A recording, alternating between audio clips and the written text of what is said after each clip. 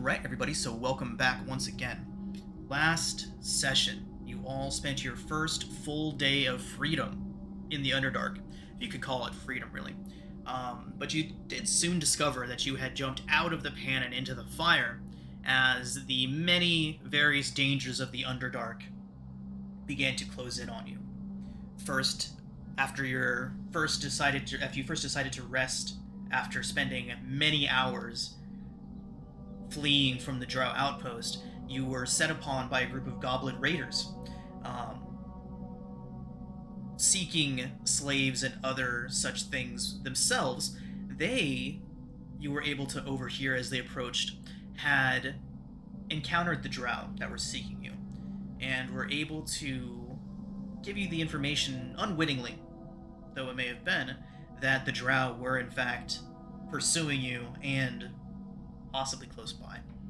But as they had cornered you in your space of rest, you had no choice but to do combat with these creatures, and were able to slay them all, free their captive, and then flee once more into the Underdark. You're able to make some good time, travel a decent amount of distance, following the Kuatoa Shumshar towards his home of Slubluda, saying that the place would at least be a good spot to recuperate and rest and plan your next moves in a place that might not be exactly friendly but wouldn't be openly hostile to you. So, with several days still to go, you continue to trek through the Underdark. And while moving through one cavern, you were set upon once more by the denizens of this place, this time several insects, and followed by skeletal creatures that rose up out of the boneyard you found yourselves in. As that fight was winding down, exploring the cavern you were in, looking around, going over bodies, a forward scouting party of your drow captives caught up to you. A pair of male drow at the end of a long hallway. Bia, you caught their eye, you noticed them, they noticed you. And that is where we're going to go ahead and pick up today. So, as this mutual noticing goes on, Bia, your other companions, all the other captives that have been traveling with you, look towards you and see you looking intently at something down the passage. They look, see the two drow, and immediately get up and start rushing past you into the boneyard area that you all are in right now. So, give me just one moment. I'll transfer you all over. You are still technically in the boneyard, right here where you left off. As all of this is happening, Bia, you would have been right over by the door, keeping an eye on things going that way while the other party members search through this cavern. Now, what has just happened is that a pair of drow, a forward scouting party, have noticed you. They've seen into your cavern with all the light sources you have going on out here. This place sticks out a bit like a sore thumb. So they have seen you. The other escapees, Stool, Sereth, and all the others begin rushing past you. They are gathering right here. Bia, you see one of the drow still intently focused on you. They're about 60 feet down that hallway, so maybe about 10-15 feet out of sight. You see one of them pick up a stone and begin muttering to it. What do you all do? Can we hear what he's muttering? 60, 70 feet away? Go ahead and make a perception check. It's going to be incredibly difficult, but you can try.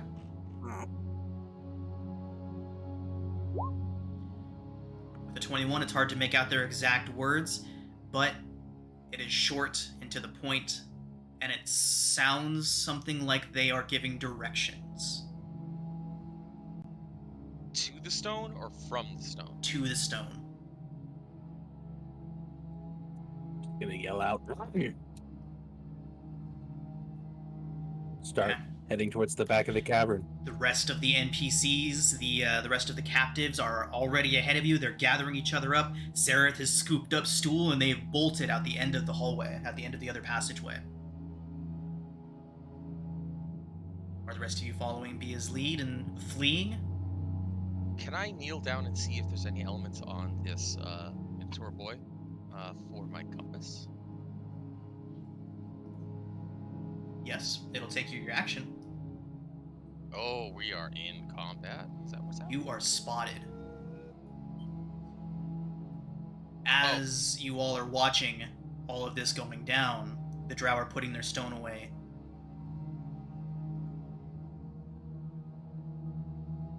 Oh, And they then do I begin will- to bolt towards the chamber. Yep. Full sprint.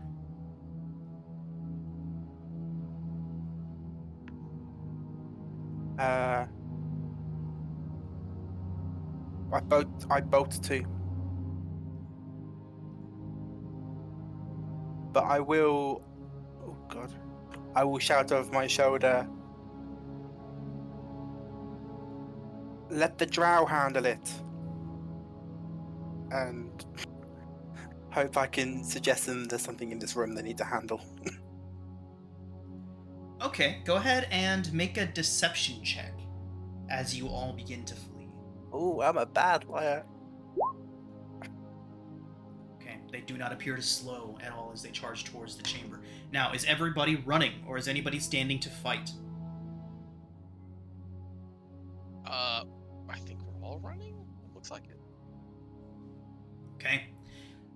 The drow, seeing you run, they begin to sprint towards you, and with that, everybody, we are going to move to the fancy chase page.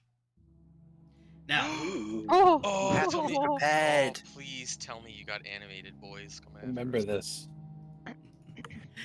you do remember this, Ulrich. So we are about to enter into a chase, everybody. And now, I have not fully landed on how I want to run chases for this game because I haven't run that many chases. They don't come up that often. So we are going to run the chase straight out of the book today. If we don't like the way that the out of the book chase runs, then Esper Genesis, I always end up drawing from that system, but Esper Genesis has a really great chase system. If we don't end up liking this one, we will try the next one next time, because believe you me, this is not the last time you all will be chased through the Underdark. So, what we have here is a straight line. You are not running through a straight beeline tunnel right now, unless I specifically say that you are. This is just to represent distance between you and your pursuers. The NPCs are assumed to be just ahead of you, while the drow are behind you. They are about 70 feet behind you right now, so I'm going to go ahead and pull you all back just about 10 feet, 15 feet or so. So, we are going to use the standard chase rules for this, which means everybody go ahead and roll initiative to start. Could you? I don't think I remember the standard chase rules. I will. Yeah, we will go over them all together as we go through this. Thank you. No problem. Oh damn! I don't think I cleared the old initiative. 1 second, everybody. No, I thought I did. No, I did. Okay. No, you did. You did. Yeah.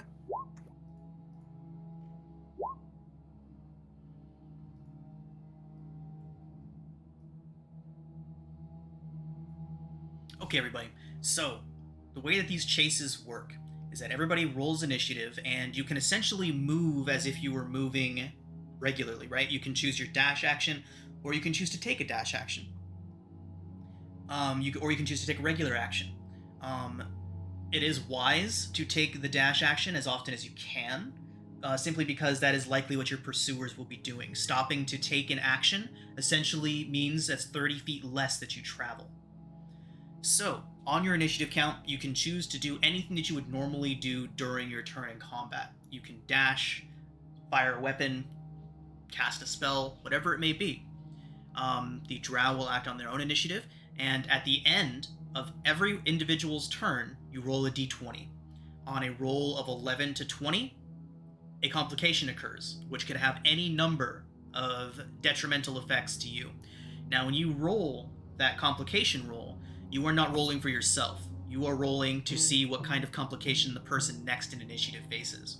So, say, Uranus, you take your turn. At the end of your turn, well, let's go ahead and take a look at the initiative. We can use it that way. So, Trazen, I always forget. Trazen. So, Trazen, You do your turn, you take your movement, your actions, whatever you're going to do, and then at the end of the turn, you roll a d20. Say you roll a 17 or 18. That means that Bia, who is next in initiative, will face a complication. Everybody with me so far? Mm-hmm. Okay. Yeah. Okay. The chase ends if your pursuers catch up to you and manage to grab a hold of somebody. In that case, that person is out of the chase. They are stopped. They essentially would have to take their action to escape and then continue running. So essentially, if the drow close the distance to you, they will choose. So they can choose to grab onto one of you. And since this isn't exactly a one-to-one representation of what's going on, like you could be charging through 3-foot tunnels right now, right? But this is all just to indicate distance. So in any case that we need to figure out specifically who gets caught up to, we will leave it up to chance. It will be random. There will be a good chance it is one of your NPCs, and as always, a chance that it's one of you that gets caught up to. As far as the NPCs go, instead of rolling for each and every one of them, I'm just going to roll for one of them. And then if we're going to have them all act on the same turn, and if they do happen to need to roll for an individual, we're going to make it random for which individual has whatever problem. Like, say, for example, the drow catch up to you.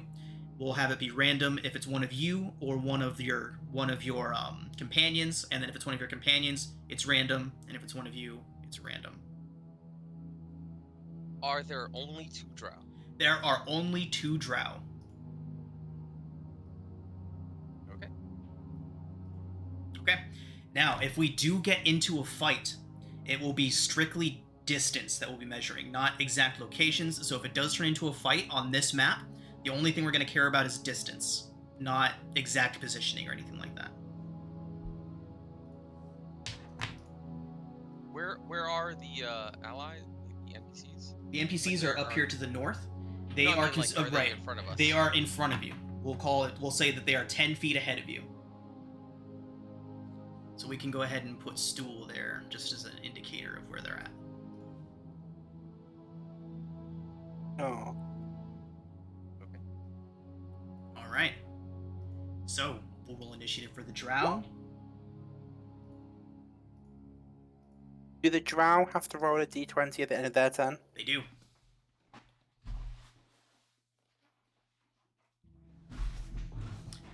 Okay. So let the first chase begin. They are 70 feet behind you since you chose to run immediately, so 5 more feet up they get to go. Trazen, what do you do? Oh, let me go ahead and roll for the NPCs. I'm just going to use Sarah's initiative for that. Okay.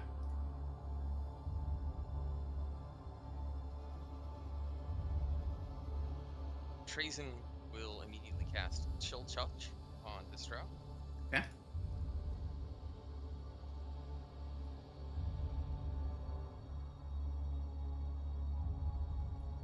His dexterity saving throw result is a 7. So he does take 6 necrotic. 6 necrotic, and I will move 20. Wait, what? Okay. Roll a 20.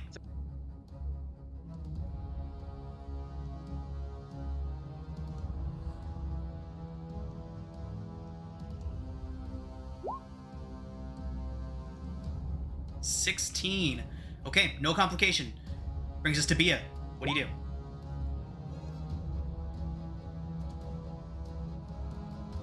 I'm going to charge ahead 60 feet. All right. Uranus? Oh, whoops. Is This that is a like- d20? This is like the game of mispronouncing names. Is it Uranus? I forgot again. No, is there no d20 at the end of... Oh, right, Bia. Oh. Sorry. Go ahead. You do have to roll a d20. Thank you for reminding me. Okay. With a 6, Bia.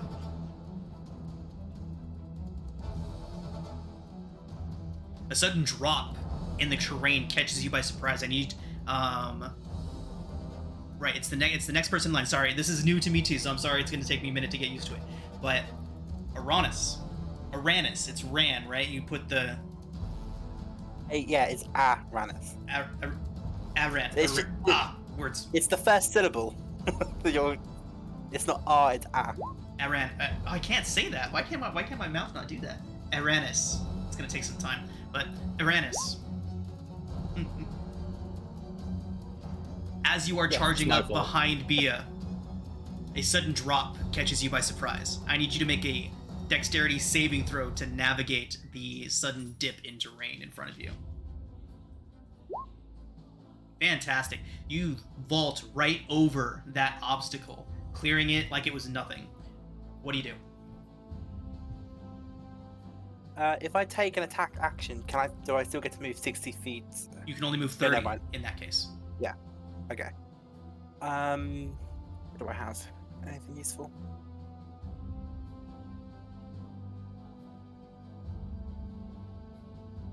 That is 60.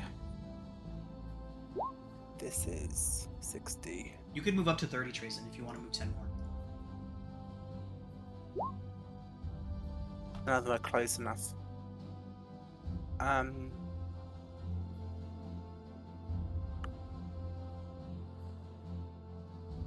You said they're 70 feet behind us? Yes. Damn. Did I pick up a bow? Oh, never mind. I'll run ahead. Okay, just using your dash. Got it. So that Could brings. Go ahead. No, I'm using my dash. So Okay. Go ahead and roll your d20, and that brings us to the. That's 60 feet. What do we call? What should we call the massive group of NPCs that are traveling with you? Your companions, your allies. What should we call them? Cannon fodder. Okay, so the cannon fodder does face a obstacle. Aranus? I will get it someday. Go ahead and roll a d8, please. 4. Oh, D8. Okay. Okay. Prince Darendil faces an obstacle as you flee. So in front of you, you can see. Go ahead and roll the d20 for what obstacle he faces. 4. 4? Okay. I rolled it before you told me to roll the D8. Okay, so with a 4. Alright, so Prince Darendil is the first. He's leading the pack as he's charging out ahead, and he does not see the small stream of murky water that crosses in front of him. He splats into it, and his feet sink deep into some dark mud. See if he can escape.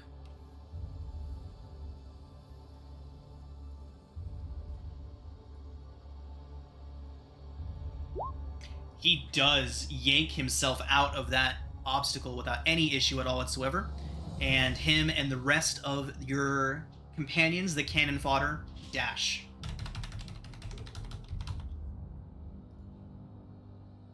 Brings us to the drow, who are just going to dash their full 60 straight up to you all. They were only 70 feet behind you all, so they can... Why does it seem like they can get so much closer? Oh, we need Becker in the turn order, by the way. Because Becker is here. Justin, you made it! Fantastic! Yeah, I did, and I put a message in the yep. chat. I just didn't want you to No, you're anyone good. interrupt. So I was distracted. Welcome. Glad you made it. Okay, so Becker, the drow have caught up with your group, and you have all decided to flee. That is where we are now. We are using the standard chase options for just from the DMG. I'll just go over this again real quick. This is just a tester to see if we like these chase mechanics. If we do not like them, there is another set of mechanics from Esper Genesis that I can easily bring in and apply here. So as of right now, it's pretty straightforward. Just go ahead and roll your initiative. On your turn, you can dash or you can take an action. This map is very, it's not It's not exact. You're not all running down a long open hallway right now. You're navigating just various terrain in the Underdark. This map that we're on right now is strictly to show distance between you and your pursuers. Okay, and is it 5 foot or 10 foot squares? 5 foot squares. Okay. Right.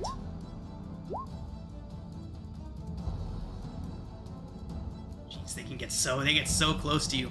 All right, so they both just use their full action to dash, and they are breathing down your necks as they get close and begin pulling their little hand crossbows out.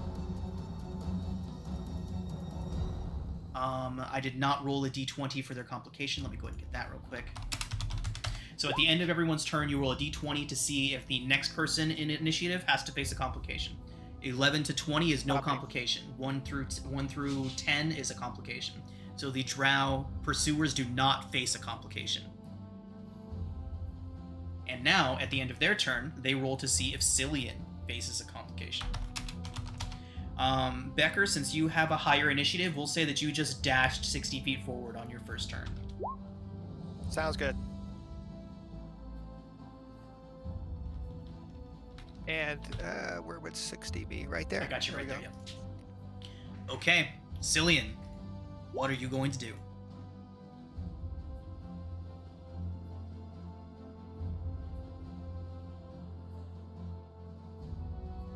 Jake, Cillian, you there?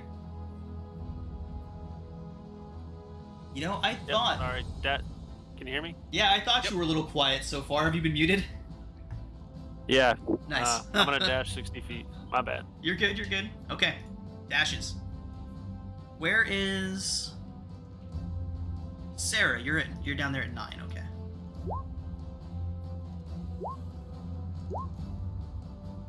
Okay. Sarah, you should have been first. I'm sorry you got mixed up in the initiative somehow there, but what do you do? Let's go ahead and just swap your initiatives for now. Cillian, at the end of your turn, go ahead and roll a d20. 13 is no complications. Sarah, you're up.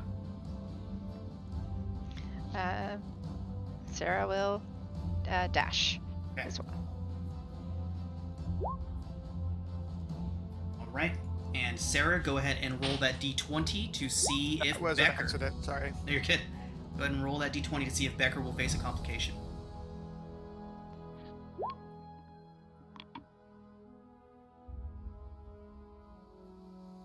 I rolled a 15. Oh, I didn't see it. Sorry about that. Okay, fantastic. Becker does not face a complication. You all continue your mad dash through the Underdark. That is going to bring us to you, Becker. At this moment, because I wasn't here, is there anybody that seems to be struggling? Not so far. The chase has just begun. All of your companions are out in front of you by 10 feet. Stool represents the distance of all of the companions ahead of you all right now. And yeah, everyone seems to be doing well so far. Nobody's fallen or fallen behind, except for Trazen, who did decide to cast a spell before turning to flee. So he's fallen behind a bit. Okay, and what can you describe what's around me? You are running through essentially nondescript tunnels at the moment. I will let you know if you come into any more detailed terrain or environment, but right now you've got tight tunnels that widen out. It's very random. As I'm looking ahead of me, like 30 feet or so ahead of me, is there any sort of an alcove or anything I can maybe duck into? Yeah, you can certainly try to hide from your pursuers if you would like to. Yeah, I'm actually going to jump into an alcove and cast my minor illusion of like the rock wall in front of me. Okay.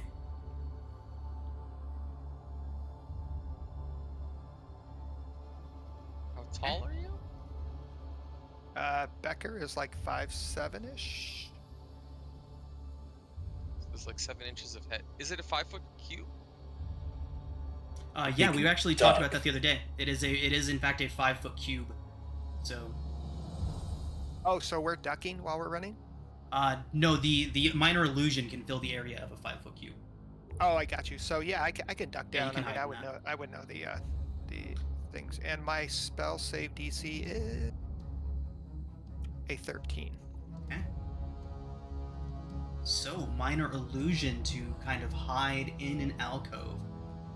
Fantastic. Yeah, I don't know if you want to just move me ahead wherever that alcove was, and I'll just. Well, try we're to- not really using this map to show specific locations and everything. So how far did you run before trying to find a place to hide? I would try to run my full 30 feet and then Okay. try to find a place to duck in. Okay, so you made it to the full 30, and go ahead and roll your stealth check.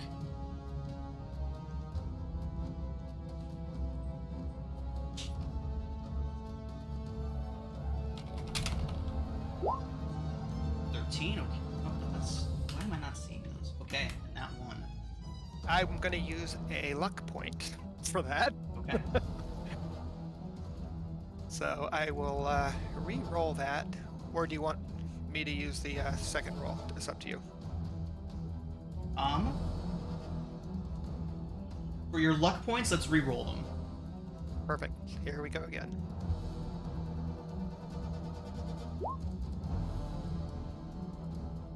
A little better. There we Indeed. go. 10. Definitely better.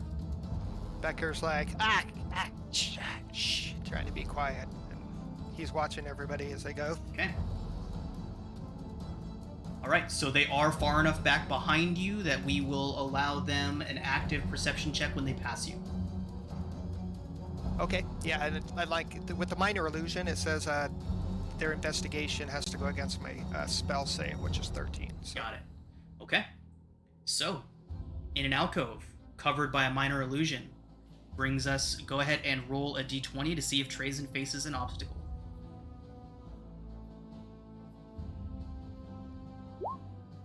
$13. No obstacle for Trazen. Trazen, you're up. All right. I will cast Chill Touch on that guy again. Same guy. Okay. Nope, 10 to hit. 10 does not hit. He ducks out of the way.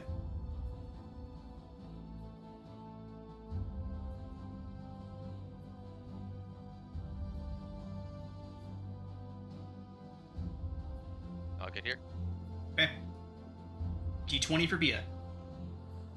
Or Trazen rolls a D20 to see if Bia faces an obstacle. 7. 7. No. So sorry. Alright.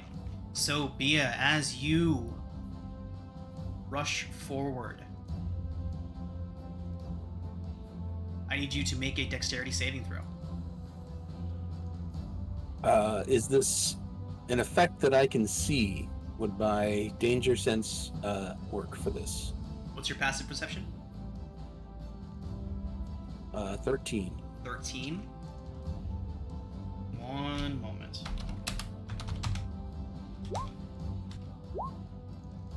You do not notice it. It is too well hidden. It is a hunter's trap you are about to wander into. Okay. Bia, as you rush forward, you are caught in a net trap. It wraps up underneath you and pulls you up towards the ceiling. You are restrained for this round. You can attempt to escape. This is a hunter's trap as seen in equipment, so let's go ahead and take a look at that real quick. I used to have one of those. It's probably this one. You lost it. Oh crap, you're right.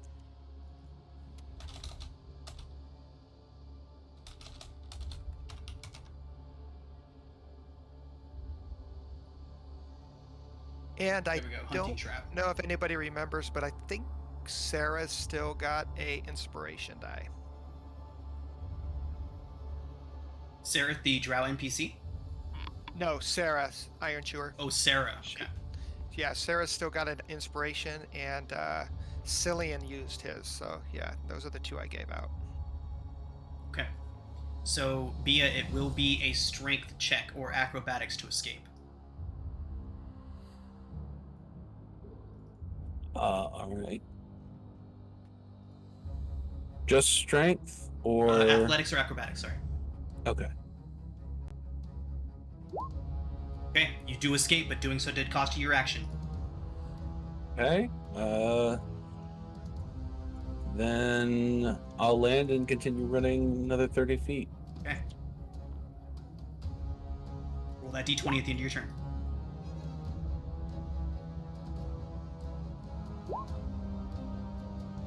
$19. No obstacle for Aranis.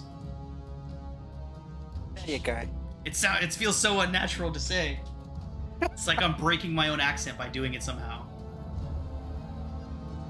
Just say anus. Don't make me come over that Don't plan. make me come up with Your that. brain is. Come on, come across the pond. Bring it. There's just a pond. It's not that far. And they're still so far behind. I will.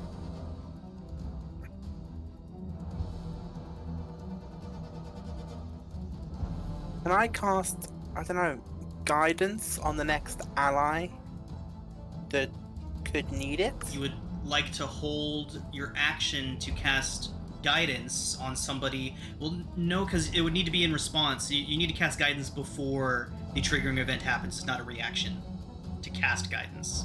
Ah, yeah, you're right. Well, it's an effect that he concentrates on. It's like a Right. buff, like Bless. Is it?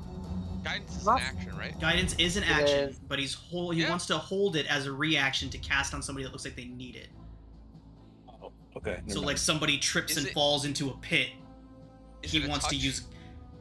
No, guidance has range. Is it actually? You know what? Let's consult the No, interwebs. guidance is touch. Oh, guidance Yeah, is Guidance touch. is Okay. touch. Oh, never mind. Yeah, so that's what I'm saying. Like the range might be. Okay. You So- get nobody. Yeah, I need to and get a since we're range doing it weapon. in this abstract kind of way, I would need you to roll. If you wanted to cast guidance, I would need you to roll probably a D6 to see who's close to you. Who's close enough for you to touch, because not everybody would be. I'm pretty. Nah, never mind. I need to get a range weapon. I will put my dagger at that one. Okay. What's the range of a dagger? I'm sure it's less than 70 feet for its optimal range, but we'll check. Dagger's effective range is 2060. They are out of range for you to throw a dagger. Bastard. Sorry. I guess I just.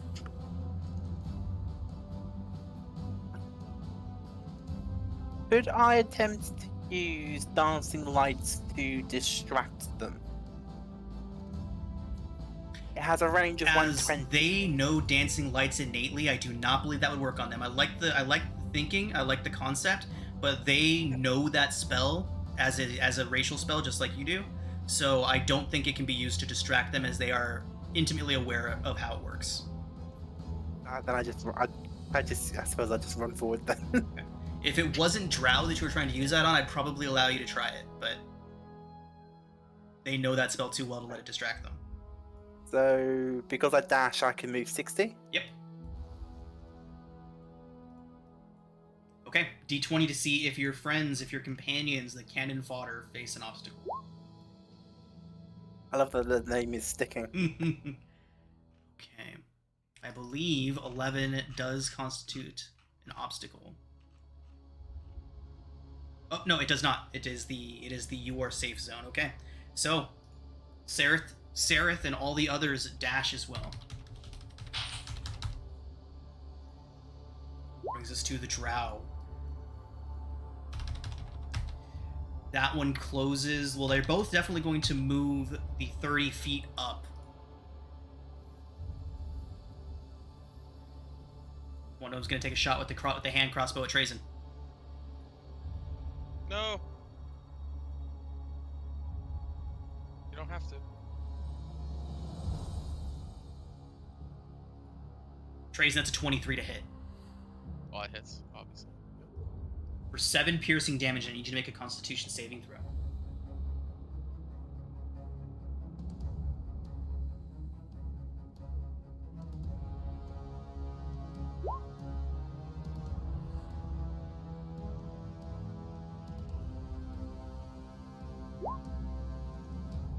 Trazen, a 10 does fail the saving throw. You are poisoned. You feel yourself getting woozy, a little drowsy, but you managed to push through it.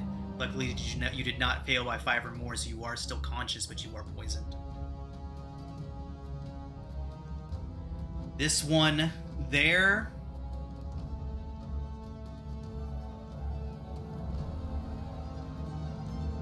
That's his 30-foot movement. He is also going to take a pot shot at Trazen, but this one will be at disadvantage since he's just out of range. It's only an 8 to hit at disadvantage, Trazen.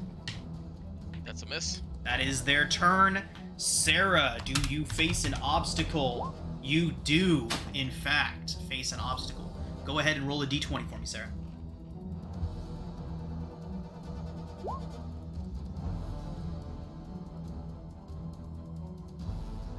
Okay. So, Sarah, as you dash forward, you find an outcropping of rock jutting out just ahead of you at head level. You are forced to make a sharp turn to avoid colliding with that outcropping. Please make a dexterity saving throw. Is that if I choose to dash ahead, or it was during my... This is dash? as you're running. Okay. Yeah, so this is kind of like at the beginning of your turn, you face this obstacle. Okay. Dex saving throw. Okay, you manage to duck underneath the object, doing a quick little running slide and popping right back up to your feet as you get underneath the outcropping of rock, and you are free to act. What would you like to do? Is Trazen, is he bleeding over there? You would have heard, yeah, Trazen. So how would you have reacted to taking that crossbow bolt? I would have accepted it and looked back towards my team and wondered why they are not killing these drow. But in silent contemplation. In silent contemplation. Okay, so I guess a bunch of his mushrooms got torn off by the crossbow, and he's not too good. He's looking pretty rough, yeah. Okay, so Sarah will come this way. Wait. Okay, first she will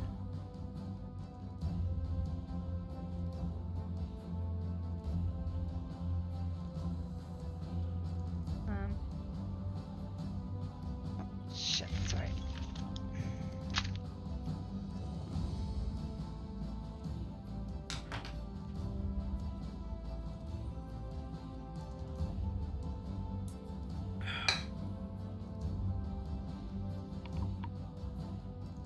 Okay, so she will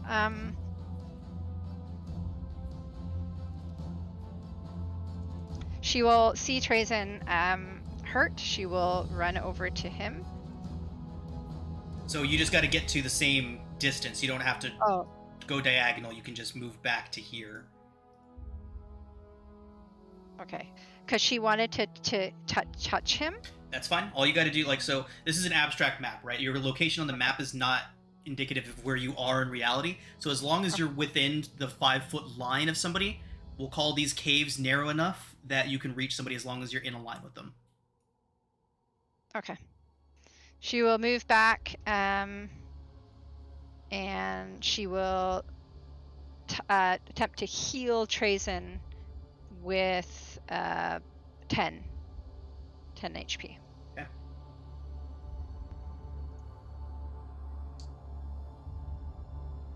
So is that a lay on hands? Yeah. Okay. What do you do with the rest of your movement? How much? 7? 10, I think she said. Oh, 10. Perfect. So did she move 10 feet? She moved 10 feet back. Okay, I get it. Okay, I see. So then she has...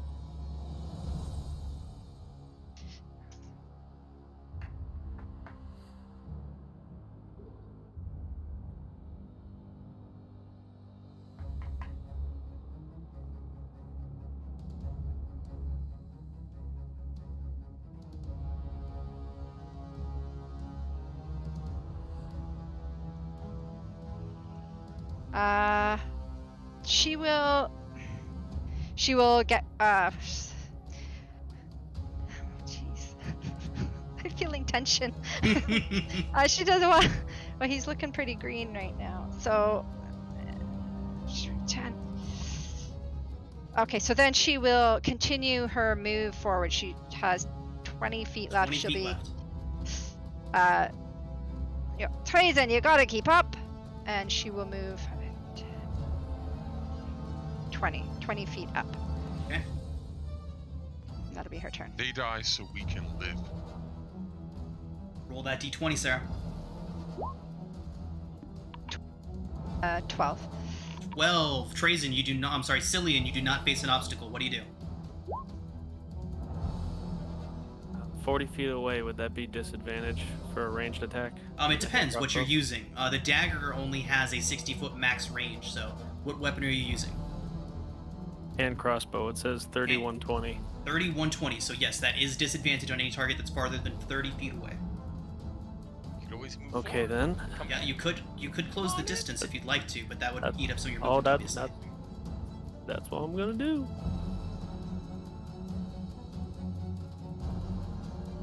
Look at him. He's so brave. 10 feet forward, Okay, taking a shot. and taking a shot at the one that's already been hit down there.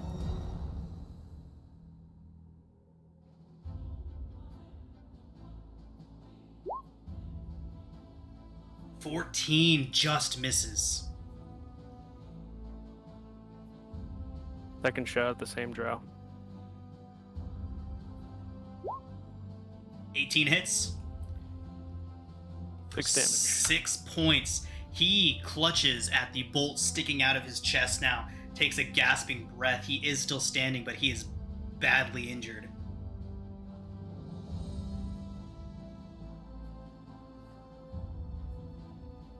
Then I run the 20 feet I have left. Right. Roll that d20 to see if Becker faces an obstacle. Oh, Becker, you've stopped moving, haven't you? Yep. Okay, so you are not in danger of facing an obstacle. You have essentially dropped from the pursuit. So, what do you do, Becker? Can I see the drow? I mean, they're 70 feet from me. There's And 70 I feet have- behind you down a dark corridor. Do you have dark vision? 60 feet? 60 feet. Okay. So, unless Trazen or somebody closer is making light, no, you cannot currently see them. Trazen is making light. He has a light mushroom or something. Okay? Yeah, he has the torch mushroom, right? Okay, you can see them. Okay. This drow right here is 70 feet away from Becker. He is going to take a shot at him with his light crossbow. Okay. And Becker is feeling very inspired, so he's going to use his session inspiration. You for can the actually see shot. the result of that roll first and then choose if you'd like to use it. Oh, okay. Well, Yeah. there you go. We'll do that. All right. Here we go. And he'll raise up his crossbow and take a shot.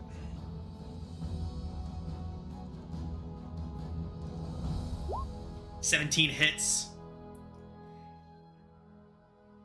And Becker has sneak attack, right? Can they see me? Am I hidden?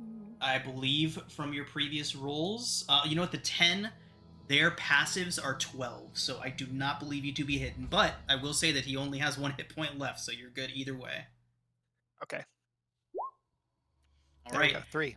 So, as he is reeling from the shot that Cillian just delivered, he looks up just in time to catch another bolt squarely in the throat. Grasping at the new wound, he drops backwards, very dead. All right, and as Becker does that, and he's like, yeah, that worked well. Hey, Trazen, try to keep up. You're doing good. And his last inspiration will go over to Trazen. Okay.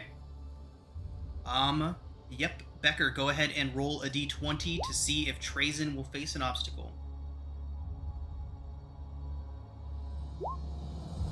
Okay. Oh, sorry.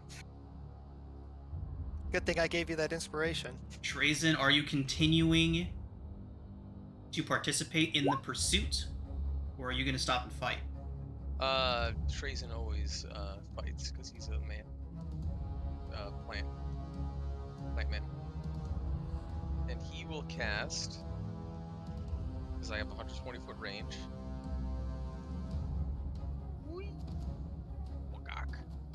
He's gonna cast Chill Touch on him. Oh, actually, you know what? I will move. So I'll. Okay, so yeah, let's go Okay, ahead. So if you, I'm gonna attack first and then move. okay, So attack first, then move.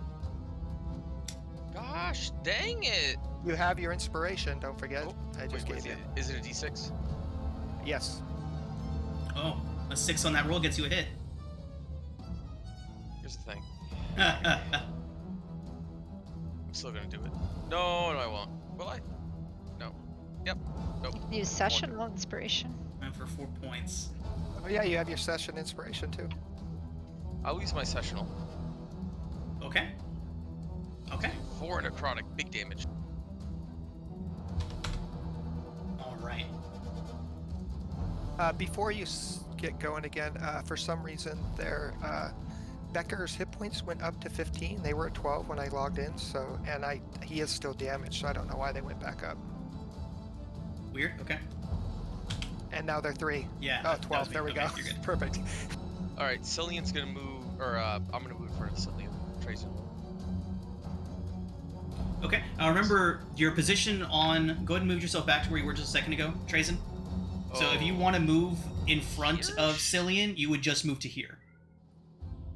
Just completely remove the up-down axis from this map when you're thinking about where you're going. This is a very abstract map. It's just to show distance between you. If we need to get into like an actual tactical combat situation, I'll drop us onto a more detailed map than just a straight tunnel. Alright. Then I'll move 10 feet and get in front of Cillian. Okay. Okay. Do I need to roll anything because it's a 3 on my movement? Or 3 No. on Becker's, So, Trazen, you didn't really make any more distance between you and the drow, so I will say you were exempt from complications for this round. Okay. And I will roll my d20. Perfect. Okay, Go. Bia, you do not face a complication this round. What do you do?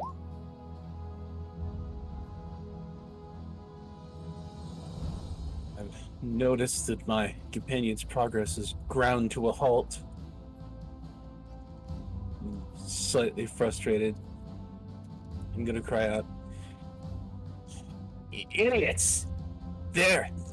The pack is on their way. We have to run."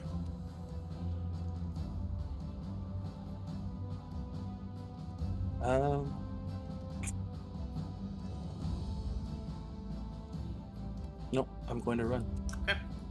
That's what I'm going to do. Yeah, totally. The rest of the rest of the party is doing, or all your companions are still making a freaking beeline away from the drow. So I don't have any ranged Right. options. I'm a barbarian, man. yeah, It's all or nothing. totally tracks. And plus, you have hunting instincts. You know what it's like to hunt, and therefore likely what it's like to be hunted. You mean like these are the 2 scouts that are just meant to dog the targets until the rest of the pack can catch up?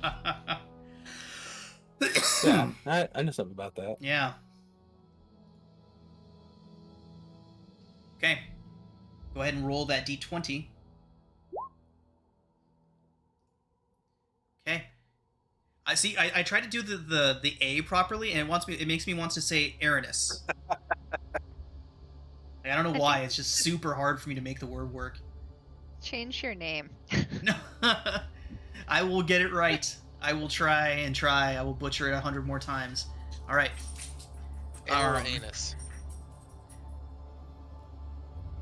Arnis. I know I got it wrong again, but you are next. Aranus. Aranus. Aranus. Isn't that not how I was saying it the first time? Aranus?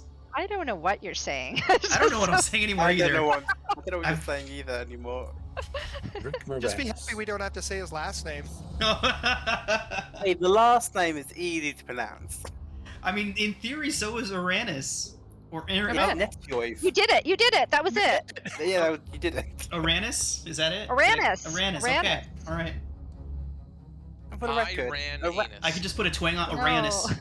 Alright, Aranis. Aranis Netioiv is a easy name to pronounce. Actually, Neptuev might be easier for you. I'm Yeah. done with this. If you want to address me as Mr. Netjoy, it's fine. Mr. Netjoy. Sure, you did it. That was perfect. Okay, Aranis, you're up. 15, was that anything? 15. No, 15 is no complication. Okay. How do I fall back a bit? You just use your movement to drop back. Okay, and I can only drop back 30 feet, did you say? Yep. Still not close enough, that bastard. Sorry. I shouldn't swear so much.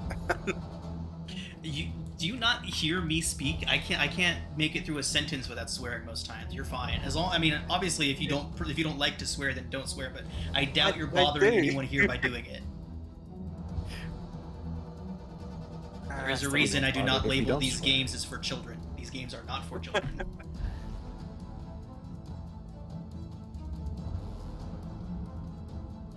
Right, Renus. What'll it be? Wishing I had equipped that longbow like I said I would. I will hold my I'll hold my action to tell the dead if the drow comes 10 feet closer to me. Okay, cool.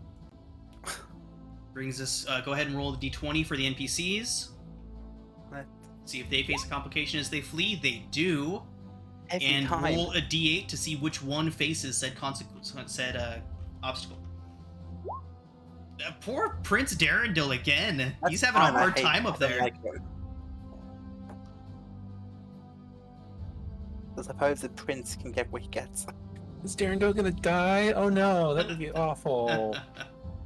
Okay, so Darendil turns a corner up there. He's again leading the pack of all of the various NPCs that are fleeing ahead of you, and he lets loose this roar of a shout as he charges headfirst into two Darrow that are in a death match with one another, trying desperately to claw each other's eyes out, shouting and hooting incoherently as they do so. Darendil needs to decide if he is going to do anything about this.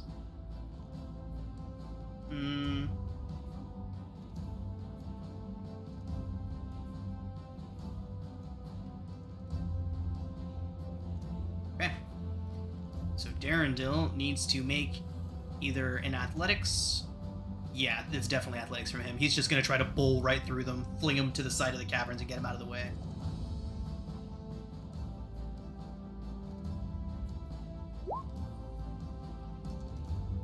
And he does not. He does take 2d4 slashing damage trying to break up the fight. In addition, he loses half of his movement. And when one issue affects the NPCs, it affects all of them, so the NPCs only make it six more spaces ahead, 30 feet. That does bring us to the remaining drow.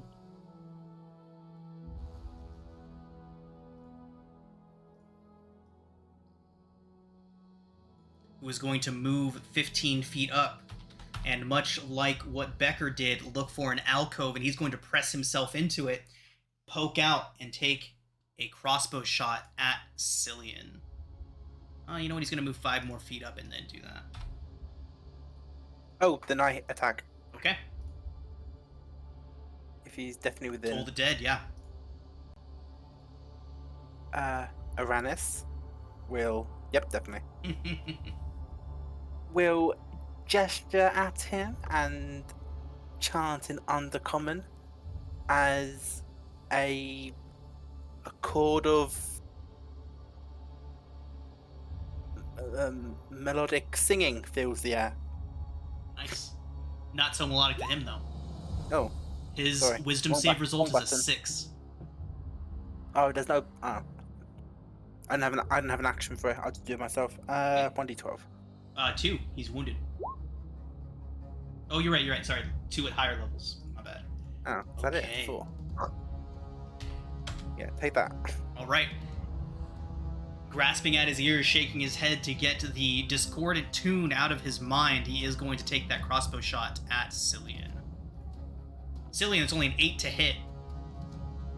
Yes. All right. He is going to press himself into an alcove. He will have half cover. Sarah, you do face an obstacle. Or do you plan on making any forward movement during this turn? I will tell you in a second. Okay. So I can't see him right now? He's the pressed drow? into an alcove. You can see him. He has half cover. Okay. That's +2, right? To Yes. the AC. I did plan on moving, yes. Okay.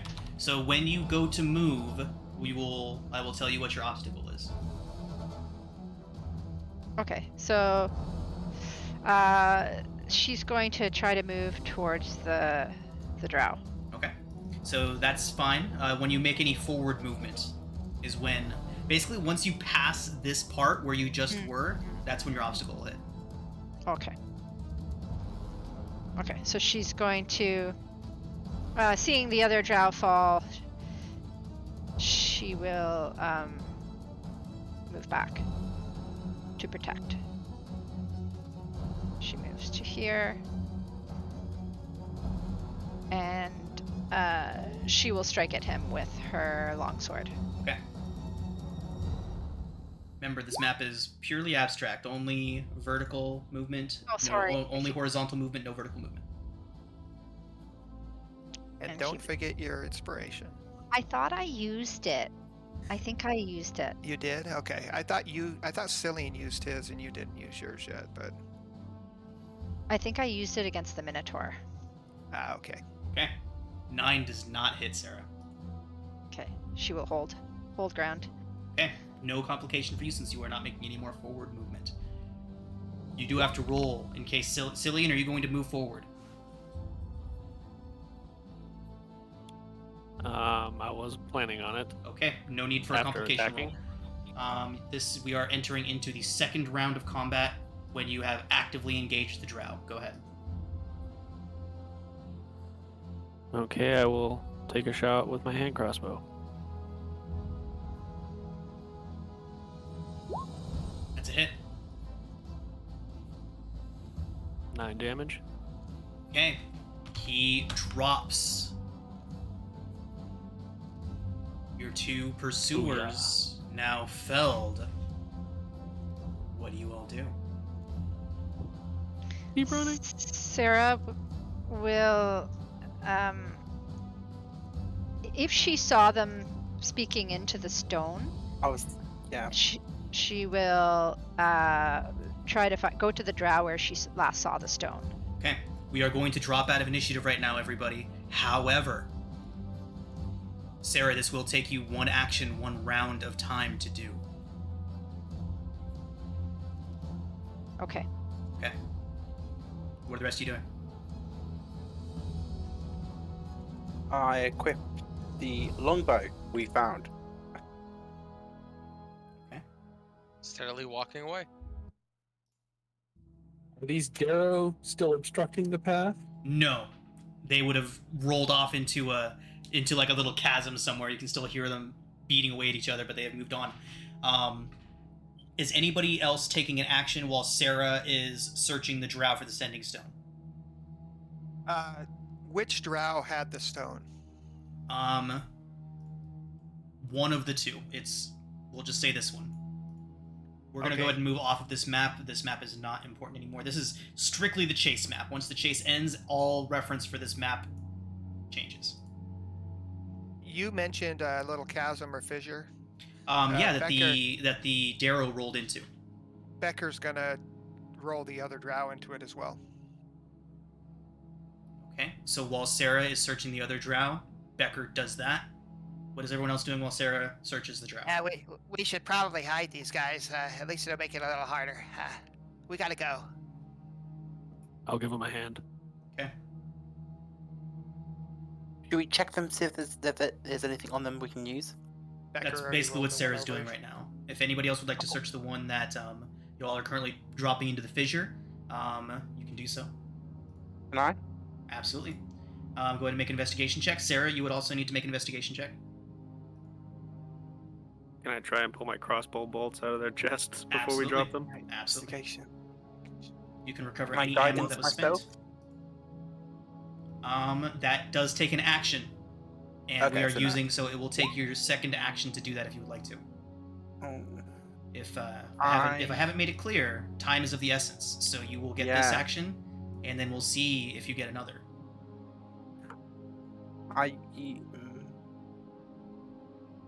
No, never mind. Okay. Uranus, you do not find anything of use. You do find their crossbow bolts. The one that you searched has 4 more poison-tipped crossbow bolts. Sarah, your Sorry. 14 investigation, you do find the sending stone that was on this drow.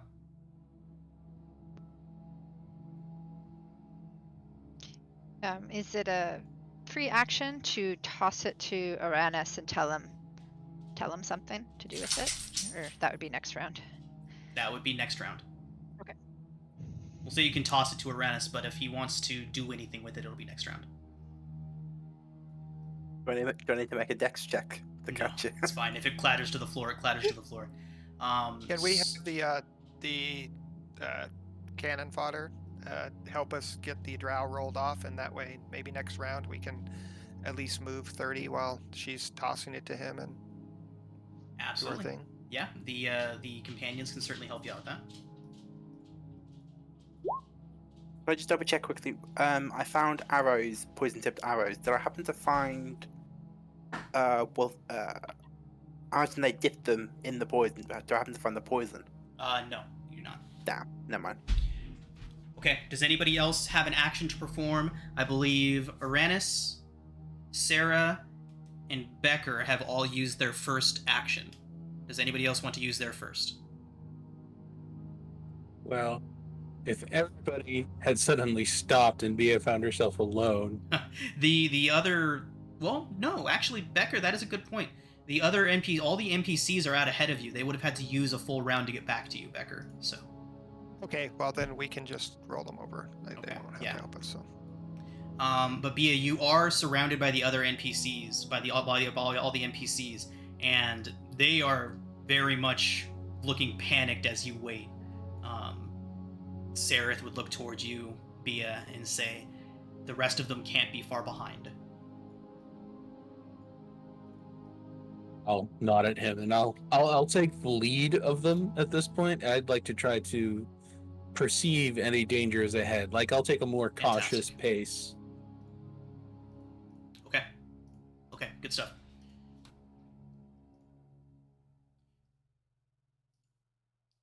We will see what comes with that once we get the group moving again.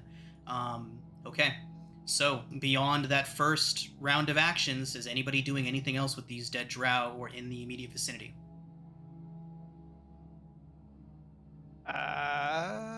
Becker will look at everybody and be like, There's a bunch of tracks here from the fight. Is there anybody that knows how to get rid of those? I sure don't.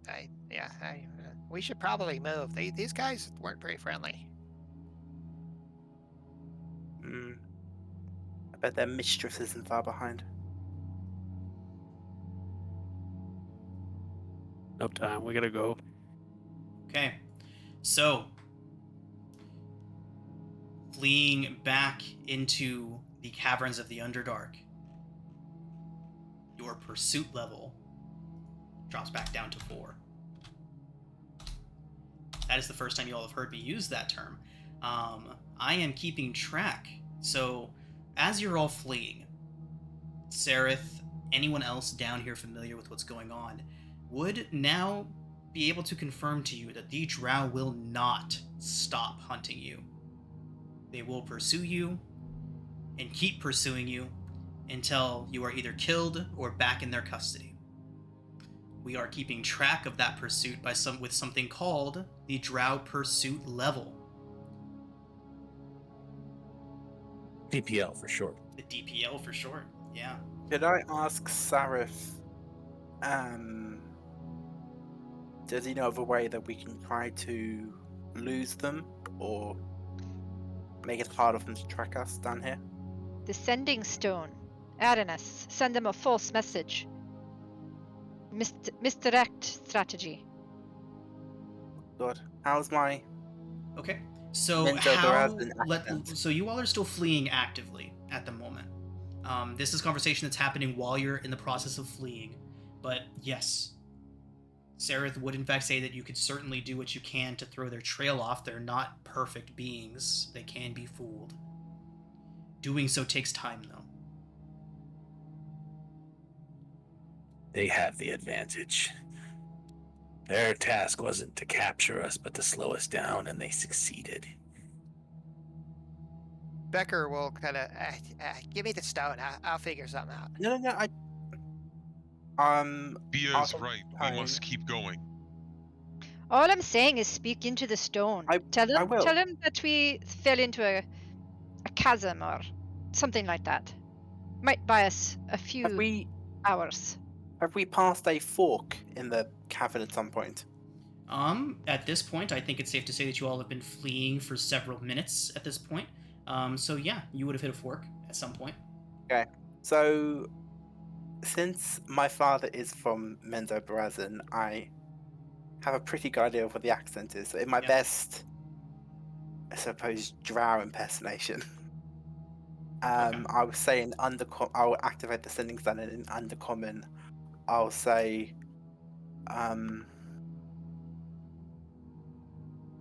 we're following that with at the fork, take the left, which I imagine is the opposite of Fantastic. what Okay. we're gaining on them. Go ahead and make a deception or performance check. I will allow you advantage on it because of your history with the drow. Any chance? Guess guidance as well. Yeah, you can certainly guidance. Oh, thank God. Okay, performance. I'm proficient in that.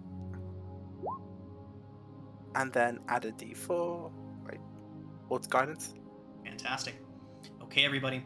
So, Yeah. as you are fleeing, 22. flee for some time, several hours goes by between when Uranus makes his sending stone message, his distraction, his decoy, sending to them, with the bodies hidden. You know what? Let's go ahead and backtrack just a bit.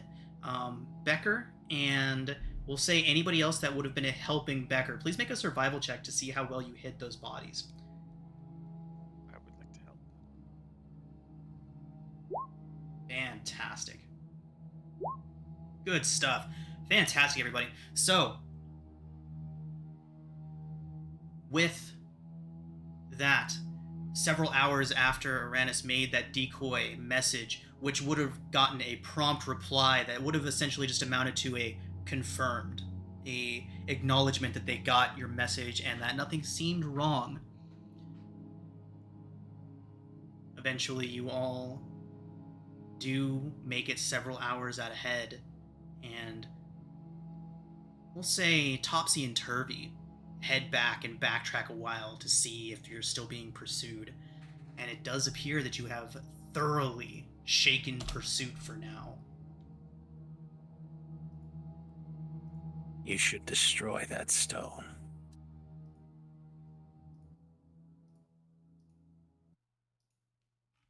I think for now I'll keep it.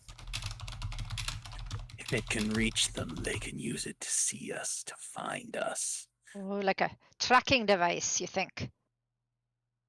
Do you know that? If anyone is proficient in Arcana, I feel like they would know how this common magic item works.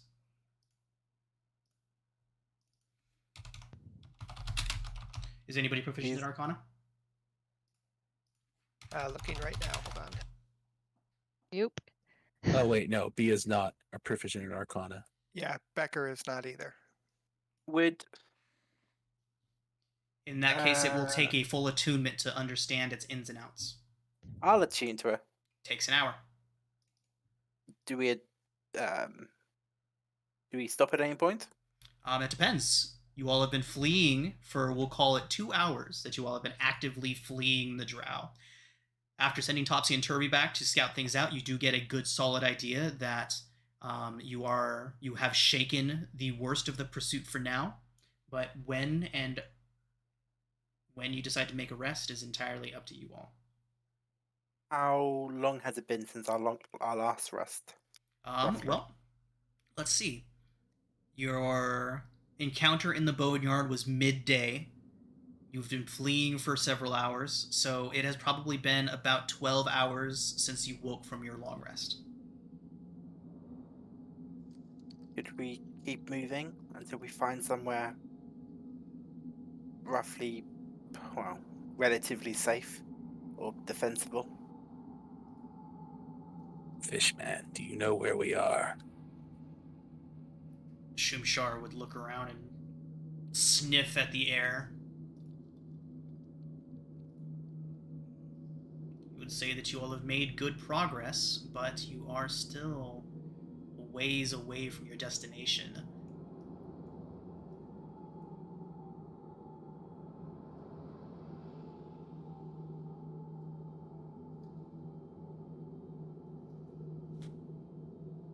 We need to find water. Agreed. Yeah, we should probably. I'm getting really thirsty. Hey, Stool, your wrinkles are looking pretty good today. And he'll pat him as he walks by him. So can I sort of listen and sniff and see if I can pick up any traces of water? Absolutely. Go ahead and make a survival check.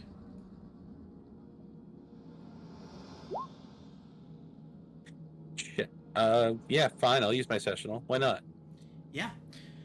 So, as you all begin to slow down the hours of pursuit and evasion finally catching up with you all, Bia heads out and starts searching around to find some water, and moisture along the sides of the walls, pooling in tiny little puddles near the wall, kind of begins to lead you towards a small cavern with a little pool at the back of it.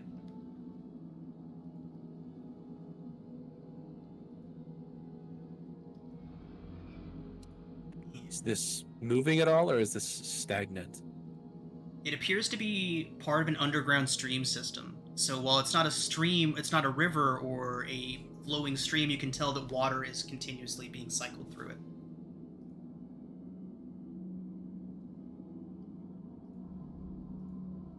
And all right, everybody, I believe that as you all find this nice little cool spring in the Underdark, I believe that's a good time for us to go ahead and take our break for the day. Sounds good. All right, everybody, so welcome back again. You all have just evaded your drow pursuers, thoroughly throwing them off of your trail, at least for now. And after so doing, have decided that hydration was of the essence and that you all could possibly use a bit of a rest.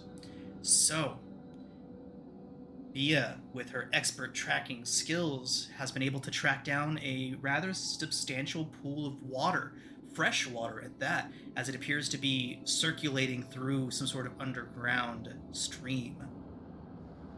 So, as all of you and all of your companions enter into this alcove, it's kind of cramped, but there's enough space for all of you here. What do you all want to do? Oh, sorry.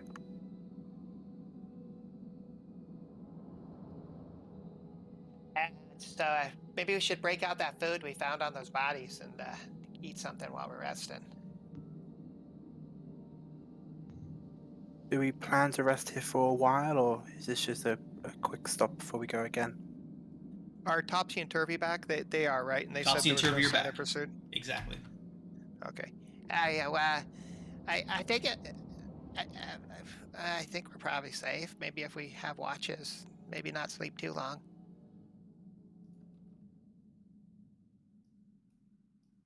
Makes sense. I'll listen out on the stone in case they give any status updates. Okay. I will attempt to attune to it. Okay. Well, I'm starving. What you got, Beckett? Well, Becker's got those rations we found in the packs of the Paladin and the Ranger. I believe he said we had 10 days of rations that didn't get.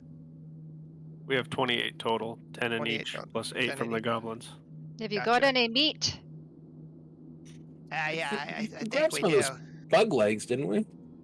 I'm not eating bug legs. You can have that, Bia. Here, give me some dried meat. I swear I hear myself rattling around in my armor. I'm losing weight, I tell ya. Yeah. Well, running will do that.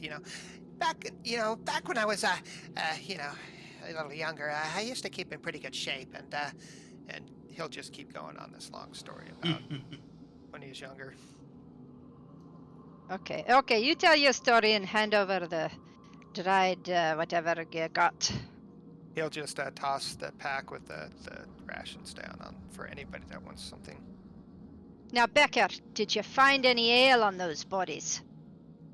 no, I don't know. Are they allowed to drink? Maybe it's a religious thing. I didn't find anything. God damn it. I could use a cold one. Yeah. Maybe over there in those in these plants. Maybe there's something in there. I don't know. What do you guys drink around here? This place is different. Trazen, you found that mushroom the other time with that water? Yes, but it was used up. What about this pool? You think the water's clean? You have Well- already seen Via take several huge handfuls of this water and swallow it. What's it like? What's it like? Is it clean? It's water. Stools just splashing Becker. around in it. Becker will move over here where Cillian is and kind of take a look at these crystals on the wall. I'd like to poke Trazen in his sticky side with a squish. Smelly one. How can I help you, Bia? What would you like? Make that fire again. Flames, destroy. Are you sure? Yes. Very well, Bia. Very well. And Trazen will make a fire? Wait, how did Oh, are you talking about like my beetles? The tinder Bug fungus, maybe, lanterns. or whatever it is. Oh, yes. Was that I still will- going? No, it would be well out by now, I believe. No. Take a couple torches from the pack and light those. He'll take a couple he'll look for duft around the cave, like any dried out mushrooms that have died like years ago and things like that. Okay. And try to make a little campfire. Okay. Do you still have any of those flaming stalks? I have 4. I assumed I used 1. Okay. Cool. What about that fire beetle gunk? You took some of that, right? Yeah, I have 4 fire beetles. So, can I use 1? Beetle light I put in my inventory. I don't know what to do. Or does it just glow? It's not like... Yeah, I believe it was just a glow, because they didn't do fire damage. I believe that was just aesthetic for the beetles. Can I look around then and make so I'll take torches and a bit of wood and then look for dried mushrooms and things like that. Yeah, And duft and try to just like spark a fire. go ahead and make a survival check. Your DC will be relatively low because you are at a spot where it's likely to be. Yeah. I'll make a bonfire. Okay. Yeah. You do successfully make a bonfire, Trazen. I'll even say that you managed to separate a piece of the torch stock to work as a starter in a way that you have not expended any of your torch stocks to make this fire. He won't make a bonfire in terms of like a big fire. He'll make just a steady fire that will last a very long time if he chooses. You know what I mean? My question for everyone then would be, as this fire is getting built, are you all planning on taking a short or a long rest here? While the fire's getting built, Becker's going to be looking over here. This opening right here, this is 10 feet, correct? Yes. Becker's going to try to rig up his two-person tent to kind of block the light into the passageway. Okay. I assume it's just like a big piece of canvas or something like Yeah, that. yeah. So That makes sense, yeah. You obscure the I light, don't- definitely. Good call. yeah, I don't know if I need to roll anything or what for you. You can go ahead and make a survival check. You can pull this off. We'll see. We'll just from the check, we'll see just how good of a job you managed to do with it. Okay. So as you're checking it, checking the corners and whatnot, you do believe that you managed to stop most, if not all, of the light from exiting this cavern. And as for the crystals that you were mentioning earlier, Becker, they do look semi-transparent, almost like a quartz with a bit of a purple hue to them.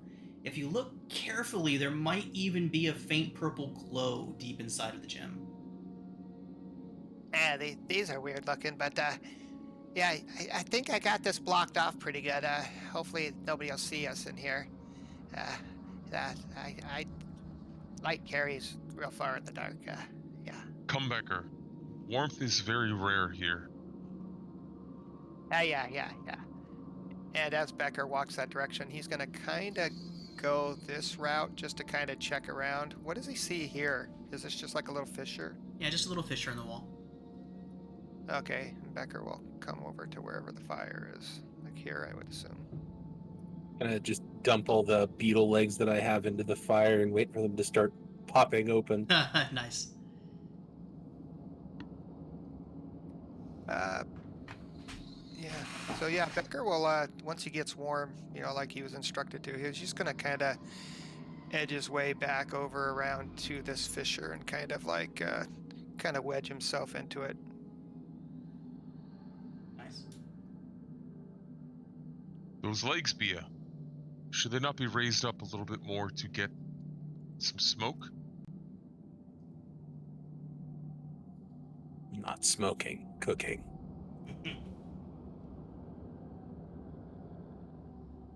Can Trayson kind of like make a stick? Oh, actually, are there sticks? There's no sticks. Never mind. Forget it. There's zirkwood, which is a very wood-like mushroom. It's the most prominent mushroom in the Underdark, kind of like a tree. I mean, if there are stick-like situations, he's going to try to like raise up the legs just above, so they're not directly on the fire.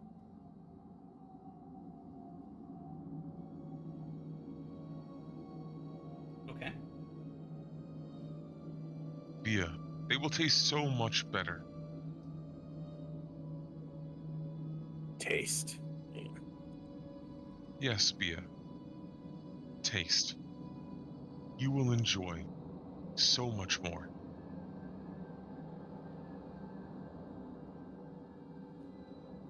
I do He's not basically done enjoy it. I do not enjoy it here.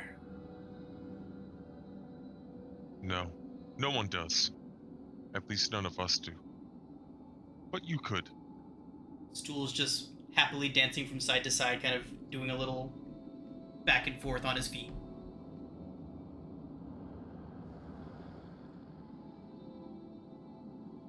Stool, can you season these legs?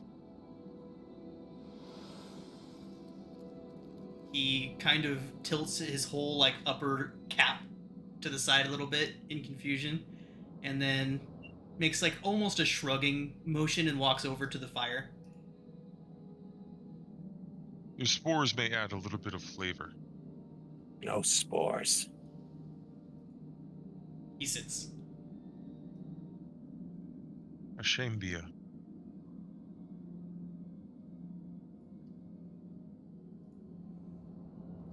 All right. So it is at this point, and probably, I mean, night and day are impossible to tell down here, but it has been about maybe 14 hours since your last long rest. Do you all plan on attempting a long rest here, or do you want to move on after you've finished with business here and rest somewhere else?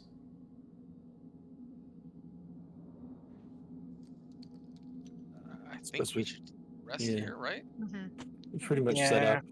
Okay. I mean, So we shouldn't languish here, but every day requires 2 random encounter checks. 1 during travel and 1 when you stop for your long rest, when you stop for the night to rest.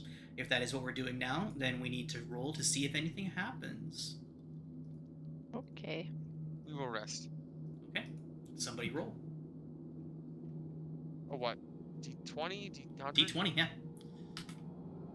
D3? Before anything happens, can I say we filled all the water skins we found? Yeah, absolutely. Oh, good Did- point. And Did I anyone- choose. Sorry. We can Did go ahead and anyone- roll and For see water the skins. outcome, and then it's not the encounter's not going to immediately happen. We're just checking to see if one does happen, right? So let's go ahead and get the rolls in there, and then you all can continue about your business. A 2. Okay. You all may continue about your business. I will let you know if So- anything happens. So with the legs and the food we had, how many of the 28 rations do we have left after everybody's eaten? We need to keep track of that, I think, huh? Mm-hmm. And how much one ration is a meal for one person, or is it 1 day's worth of meals? A ration says it's 1 day Okay. of meals. Got it. And no one's eaten today, so 1, 2. If we're feeding all of the NPCs 2, they But we also have consume- those legs, so I didn't know if those would take some of the place So of some of the rations. we'll say, did we give a number on how many rations worth of legs there were, or how many legs you managed to get? Because I think 2 legs is enough for 1 ration of those bugs. I would say no more than 2 of the beetles. So, We'll call it a total 12. of 8. 12 legs? We can call it 12 Or- legs. or if we're being optimistic. I don't Yeah, know let's how call long it 12 it would've legs. taken. So 6 Okay. rations worth of legs you all managed to procure. Your companions. 6 ration. 6 rations 6 worth of legs. Yep. Okay. Your companions require 8 to stay healthy. Just for the record, I did pick up the piton, the hempen The rope, piton. and a crowbar. All right. Who took somebody took the javelins, I think. I took javelins. Okay. I took and the then longbow. you took and the arrows. longbow. Okay. So yeah, I took the I'm not sure if I have caltrops, piton, hempen rope, and crowbar. Okay. Speaking of javelins, as we're kind of milling about, just in this kind of this kind of flow of water, is it deep enough for there to be any fish or marine life? It gets pretty deep.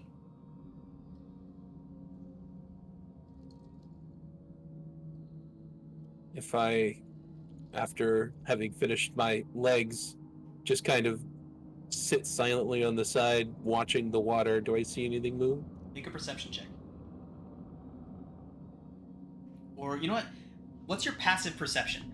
I recently had it brought to my attention that I do not use passives nearly enough, and that was a very good observation. So what is your passive perception here? 13. 13? Okay.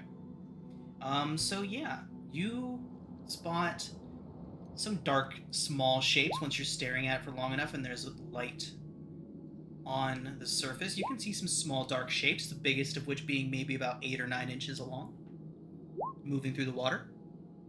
Hard to make out exactly what they are. If you'd like to make a perception check, then you'd be able to get more details about it. As Becker sees him doing that, he'll kind of pipe up. Yeah, there's a group of islanders. They usually use torches and at night, and it attracts the fish. So maybe bring some flame over there. Maybe they'll come see what it is. No flame. Be quiet. Ah, well, As- I'm just trying to help. You and you're quiet. Why do you want to be quiet all the time? We do Yeah, have a fire beer, after all. Just kind of concentrating, and I'll try to make I don't know. I'll try to perceive while lining up my javelin. Okay, yeah.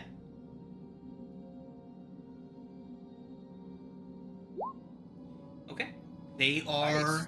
small eels. I'll go for one. With a 20 on your perception, I'll say that you can roll your survival check with advantage. Oh, survival. Okay. For fishing and catching and whatnot. Okay. You manage to spear a relatively large eel from the pack of them, Bia. Your spear with your catch floats back up to the surface of the pool. The other eels obviously scatter and go and disappear into little alcoves and things like that. But the eel that you've picked up, I'll say, is good for 2 rations worth of food. Once you've cooked it and skinned it, all that good stuff, of course. Drag it up and give it a coup de grace and start cutting it into strips. Nice. Becker, there might be a bounty here. Bia has shown us the way. Hold on, let me get a few torches and sticks and get some embers. And Trazen's gonna get like a few embers to like produce light a little bit just above the water. Okay. Becker, try your best. And he'll reach out his hand and give Becker guidance. Yeah. Let me show you how it's done. And Becker will move over there to the water, and he'll grab a little. We use some of that. What is that wood called? You said Zerk to make wood. the fire. Zerk wood. He'll bring some of that over there, and he'll be like, "Yeah, we'll do it this way." And he'll take out his rapier, and see if he can maybe get a fish too. Okay. So they've all gone scattered and hidden right now, but after maybe about 5-6 minutes, they begin to poke their little slimy heads out from their holes and everything. And about 5 or 6 minutes after that, so a total of 10 minutes or so, the pool is got several of them swimming around in it again. So the light. So when you're fishing, if you actually produce light, it actually attracts fish. I don't know about eels. I don't know about eels, but that's the plan. Eels who have never seen light in their entire existence. Yeah, they probably are like, "What the heck is that? Yeah, Let's go look at that." Either that or they're scared of it. One of those two things. So we will give a 50-50 shot for these eels to either be scared of the light and flee from it, or attracted to it. So Plax, why don't you roll it, and Becker, why don't you call high or low? You want them to be attracted to it, so the number range that you choose will be the result that you want. Is it survival? No, we're gonna make it a random thing right now if these eels are attracted to the light or deterred by it. And so, you want Becker to pick high or low? Yep. Okay, so Becker D20? will pick low. Okay, it's a D100 Plax. If it's D100. 1 through 50, they will be drawn to the light. They flee. I don't know why this is working. You guys need to be quiet. We're trying to fish here. Everyone is too loud and they've scared away the eels. Could I attempt to use my dancing lights to scare them back? Kind of corral them between the lights?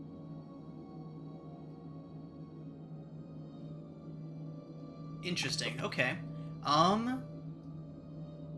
Dancing lights is a cantrip. 4 lights.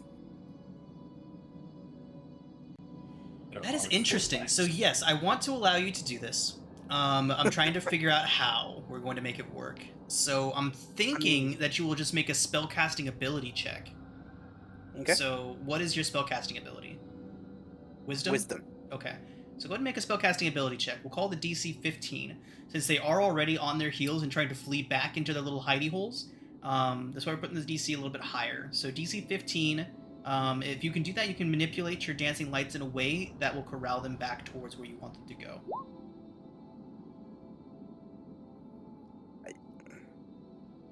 I use my session. Okay, I was gonna... Good stuff. Okay, so yeah. They begin swirling and corralling in the center of the pool, making this sick little whirlpool of writhing, slimy bodies. Yeah. With all of that effort you all put into that, I think that is going to be... I think you'll all be able to catch probably 6 more of them. It is my goddess wills. It is my goddess's will that we eat. Yeah, that was pretty smart there. Caught between the 2 lights. That's interesting. I wonder. Becker have a quirky anecdote for this one? No, he's just thinking. He's like, you could just see he's kind of lost in thought. He might be thinking of something, but he's not sharing it. Okay. All right. So 6 more eels. Thank you, Dark Maiden, for your bounty. So after she had sort of made it into strips, she would have taken some of the zerk wood around and made a smoking rack. Just start laying them on laying the eels over top, and the rest of the eel can go there as well.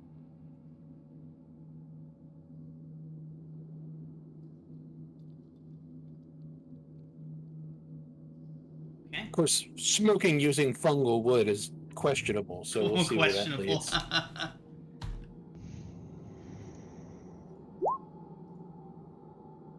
All right, everyone. So After the fishing, Becker will move back into his position that he had in that little crevice with his back into it. got it. All right, everyone. Yeah. Your long rest passes without interruption. Can I attune to the setting stone? You can. It's not an attunement item. This is kind of just to signify that you having enough time to really figure out the ins and outs of it.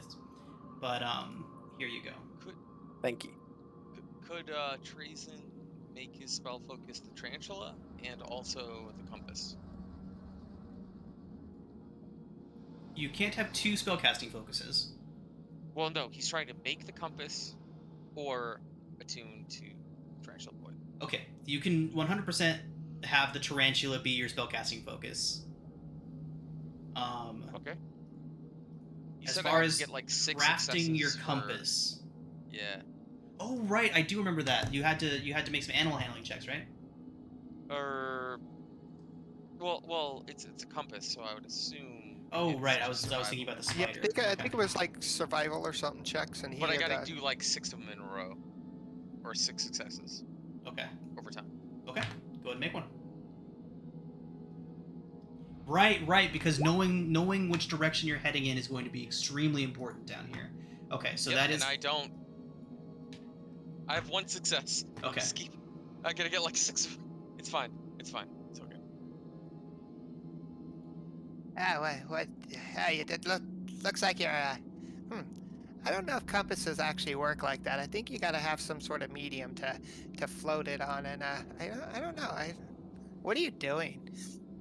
It's not supposed to turn this way. I know, Becker. But No, I'm close, I think. Becker, I was going to ask you about this. Part of my kit for being an archaeologist was part of my skill says I've got cartographer tools. Yeah, means you can make maps. Yeah, is that just like maps, and is that just vellum and stuff like that, and ink and quills and that kind of stuff? Styluses, things like that. Yeah. Okay, well, I would like to, if I can, try to, before we go to bed, after every time we take our long rest, I would like to try to the best of my ability, kind of like update a map. Okay.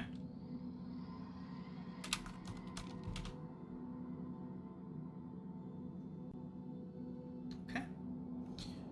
So go ahead and make a survival check, Becker, whenever you'd like to do this. I will say that every time you successfully make one of these maps, your navigation check made for the day, if you all remember from last session, your navigation check made for the day will be at advantage. Okay, here we go. Okay. So luckily failing on that does not have any negative results. We'll say on a nat 1 that whenever you make a nat 1 on this, your navigation check for the day will have disadvantage, otherwise it has no negative effect. But I will still be able to, unless I roll in that one, will I be able to make a passable map? Yeah. Maybe have some inaccuracies, but pretty decent. Yeah. Okay. Just to kind of keep track of where you've been and a rough approximation of the paths you've already taken. Yeah, as he's talking to Trazen about the compass, he'll hold up his map and like, yeah, you see, I've been making a map here, and well, we were over here, and then he'll look at it and kind of turn his head and flip it upside down. No, we were over here, and you were heading this way. I don't know. All right. We're on this map somewhere. All right, so we'll call it a DC 15. If you get above a 15 on that, you'll have advantage on your navigation checks for the day. Copy that. I'll make a little note on Becker's sheet in the notes.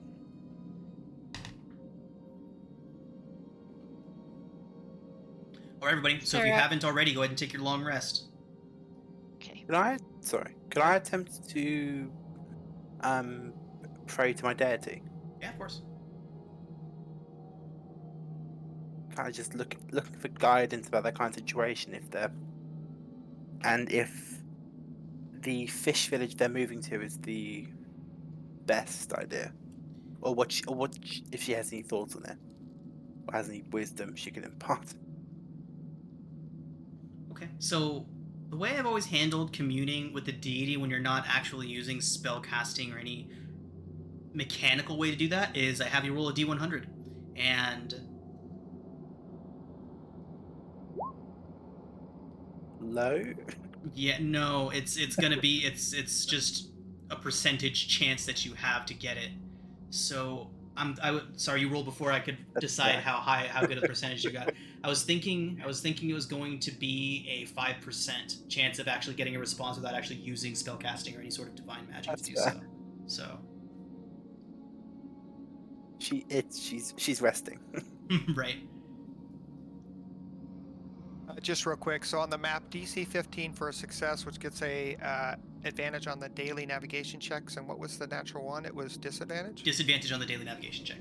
Okay. Ooh, long rest. Before Sarah long rest, she's just gonna break a crystal off. Okay. It flashes briefly with a very dull purple light. What do you think, Jim Jar? You think these have some value? Maybe to the drow. I've seen them messing around with things that look like this. They're a lot brighter when they mess with them, though.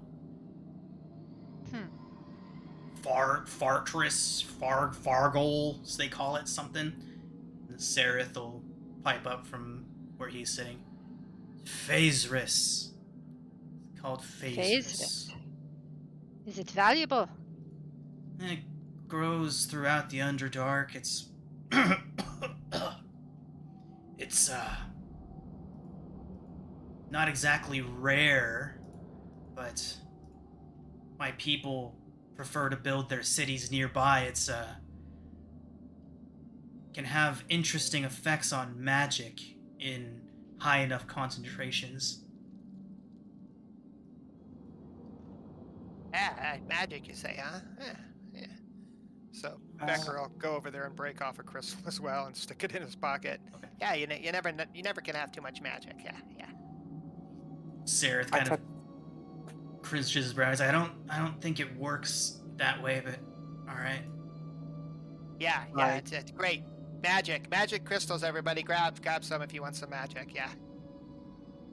I'll touch one of the crystal protrusions. Does it react? No. In any way to my drowness? It does not. I'll break some off.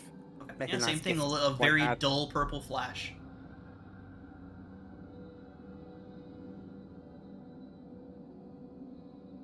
How does a person learn magic?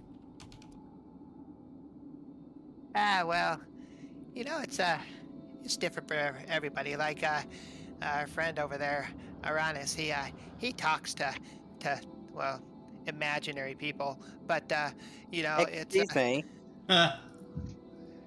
What? I don't know what make believe gods you may have been known to, but there's nothing make believe about the Dark Maiden. Yeah. Well, I apologize that you haven't been lucky enough to hear of her before. Oh well, Don't cast aspersions on my faith just because you weren't raised right. Oh, no, I was raised right. I just, I'd rather, luck is my thing. So, goddesses of luck, and yeah, she kind of takes my hand sometimes, but I don't talk to her like you do. So, I don't know. It's kind of weird that you're talking to somebody that's not there. Did you not She's see always her there. power? Did you not see her power when we were fighting? The godly light? Yeah. Well, I could do godly light too. It's not that special. I didn't see your god Oh. holding your hand when you were cowering back in the cave. Go ahead. I wasn't The Minotaur. powering. I'd love to see this godly light you profess to have. Oh, yeah, sure. Hold on 1 second.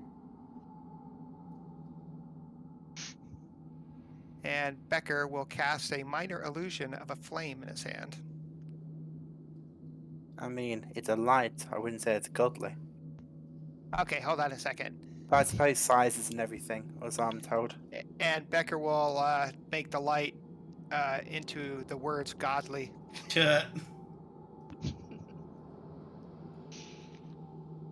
Okay, that's pretty funny. We can't argue with that, I guess. I don't know. You know, you get me wrong, Aranis. Maybe you're right. Maybe I'm not lucky enough like you are. But yeah, it's just people that talk to imaginary things are just I don't know. It's your thing. Go, you be you. It's good. It's good. In short, as our friend is trying to explain, my devotion to my deity, he gifts me magic to use. And Great. I am so appreciative. It's one Like of those the weird. healing, it's great.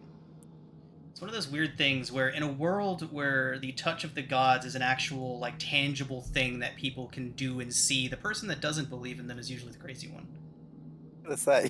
Yeah, well, You know, It's that more people would believe in gods if they gave people actual superpowers. Right? I mean, if Shiva was able to come down here and give me an apple right now, I'd be like, cool. I'll be in church tomorrow. Bye. Yeah. yeah. And maybe he's right. Maybe you're learning something about old Becker here. You know. Yeah, right. Strange. My mother did not worship any gods. Yeah, it was where are you from anyway?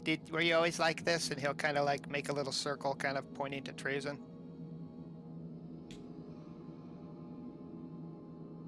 I thought we weren't going to mention that. Jesus. No, I wasn't. Mention what? What? Did I miss something? You know, I came in late. I don't know what you're talking about. Remember, goblins dragged me in, and then through my brilliant plan, you guys were able to ambush them, and But I don't. Right. Your brilliant plan. Exactly. His brilliant plan would only lead to how I have found the bright and yet dark light of Nurgle and the unending gardens that he wishes to create. Do you wish to learn about them? Do I know what Nurgle is? I think it's safe to say that no one knows who Nurgle is except for Trazen. Nurgle, everyone knows about, clearly. So, would you like to know more about his gardens? Don't take this the wrong way. Now, this is utmost respect. If I end up looking like you, probably not. No. I think I'll hold off on the garden. But I'll let you know if I ever change my mind. A shame. You will walk upon the gardens one day. It is inevitable. All of you will. We might be here a while, Trazen. Maybe keep some of your best stories for later. Don't waste them all now. Yeah, we should probably get going. I mean, the longer we wait, the more chances of the drow catching up to us. And as he says that, he'll take down his cover, the tent, and put it back in his pack. Perhaps you're right, Arenas. I will. You've shown me where you live. Do not make me come there. So magic comes from gods. Not just. I mean, some people are born with the ability to use it. You're not wrong, Bia. Sereth would say, much like Oranus was just mentioning, some of us are born gifted in this way, and he would create several dancing lights like Oranus had done earlier. Some people study arcane knowledge and sigils and learn ways to manipulate the energy already in the world. There's many ways to access magic. Is that something you're Prince interested Darendil. in?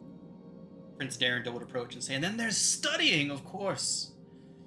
My court wizard was a very, very learned man before I was taken down into these dark, dark depths. Spent decades studying magic. He often told me of how he knew none until he devoted his life to learning.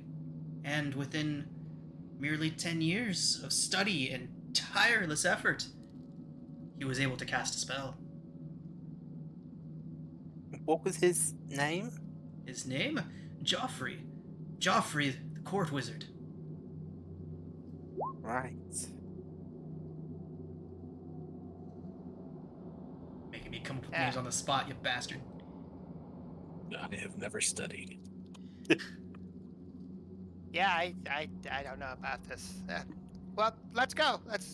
Here we go. And Becker will kind of like gesture towards the door or the passageway. You guys were in such a hurry yesterday, and now we're just sitting here talking. Trazen, you just like to jabber and jabber, and you, Stool, you just won't shut up. Stool lets out a little angry poof. Oh, no, it's okay. You can talk all you want. By the way, the wrinkles are looking great. He compresses a little bit, and water kind of slooshes out of him. I'll pat Stool. He's You have lots of moist. interesting things to say. He's not wrong. We must go. Cillian, should you maybe make a few traps? Pitfalls? Is there any way to obscure our tracks as we move? I was just about to ask that myself, if there's a way to set traps, obscure our tracks. It would be survival, right? So simply obscuring your tracks is a survival check, yes. As far as setting traps for your pursuers, well, that's up to you all on how exactly you want to go about doing that. I do have some of that nice silk rope the drow are using. Being a huntress, would I have some knowledge on how to create, what are they called? Like the rope traps. Snare traps. Rope snare, yeah. Yeah, I would say so. And lacking timber or trees or any such things, would I find a way to rig one down here? So a rope trap would be an interesting one. I would say it'd be more difficult than some of the other types of traps you might be able to devise, but it would be possible.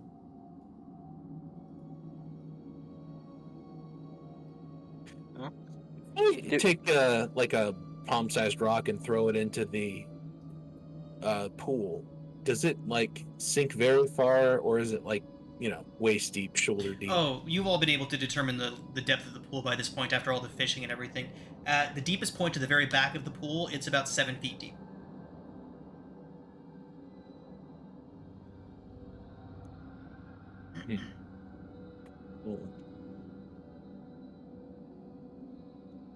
So sort of in the area around our campfire, could I find like a hefty boulder, like 150 pound boulder? There is certainly no shortage of those down here.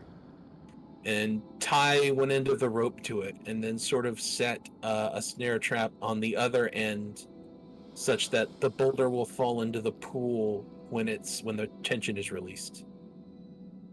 Okay, complexed. I like it.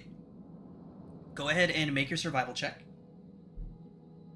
You can go ahead and do so at advantage since you've so thoroughly explained it out. Okay. So. Yeah. You feel that your trap is sufficiently set.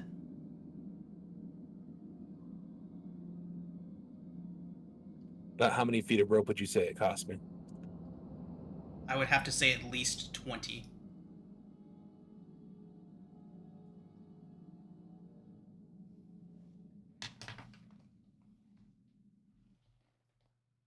Which would leave me with 30 feet left.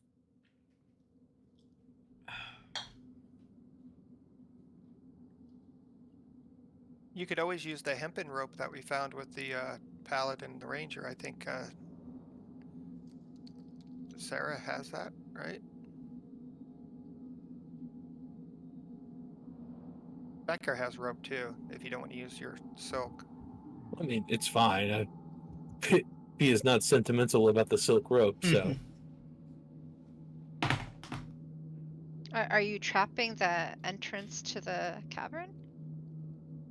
No, I figured that's too far away. So I figure if they come after us, they'll investigate the campfire. Safe assumption. Yep.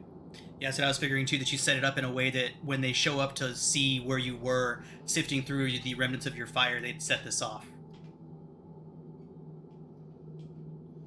With a 15, yeah, you feel like you've done a sufficiently good job. It depends on various variables for when they arrive here, but you've done a decent job. Anyway, that would be my contribution as we're getting ready to pack up.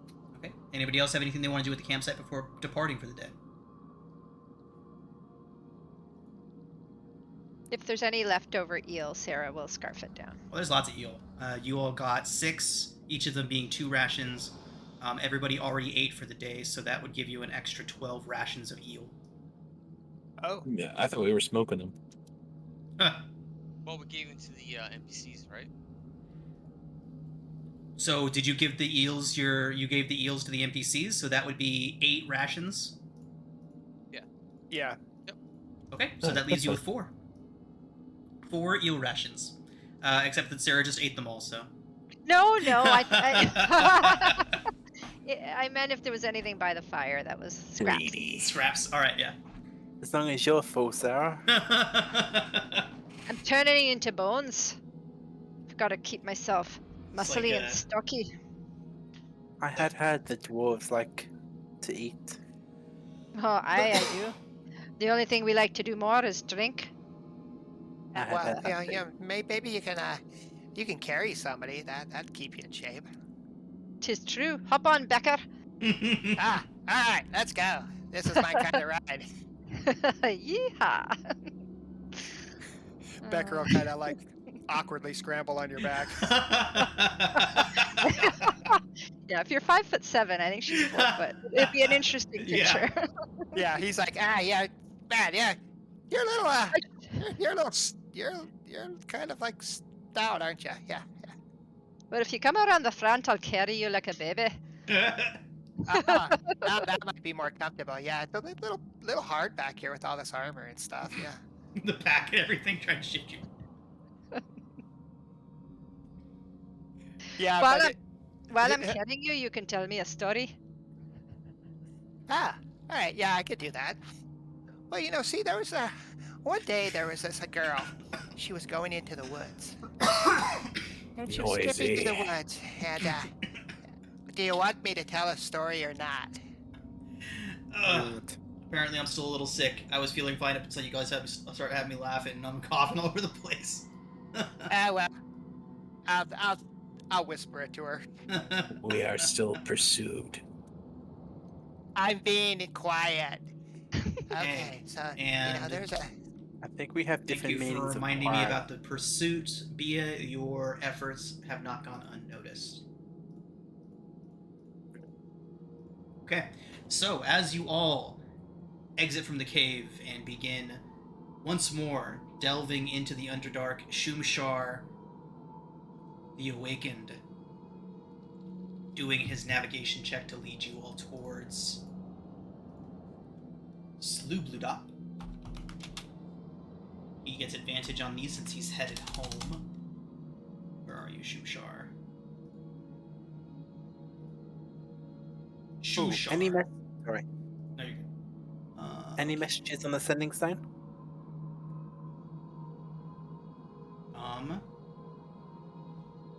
Yes, now that you mention it, near the middle of your long rest, you would have gotten a quick one-word sending that said report.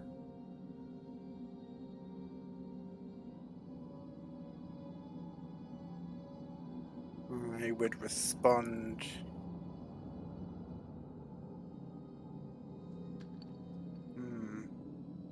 I think you should chuck it. So who is leading us to Slubludak? Jim. Shumshar the Awakened. Shushar guy, the yep. Awakened. Got it. Okay, so his survival navigation check is just a straight 1d20. He gets advantage. And he's the fish guy, right? He is, and he is able to keep you all on track and headed in the right direction. Okay, so for day 2, your second full day of travel in the Underdark, could somebody please roll a d20 for me?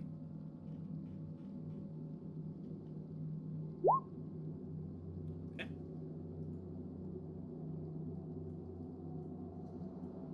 Yeah, so, you know, the little girl was talking to her grandma, and she was like, "Grandma, what big teeth you have?" Excuse me, Becker. I think you've already told this one. Have I? Huh. I think so. Oh, well, okay. Let me think about that. Okay, there was 3 little pigs. Do you know what a pig is? I've eaten one or two. Okay, there's 3 little pigs, and they were building houses. And he'll just keep going. But he'll be whispering it to her, so he's trying to be as quiet as possible. Got it. Uranus, every time you make contact with them, I need you to make a deception check. Ooh, deception or performance? Deception or performance.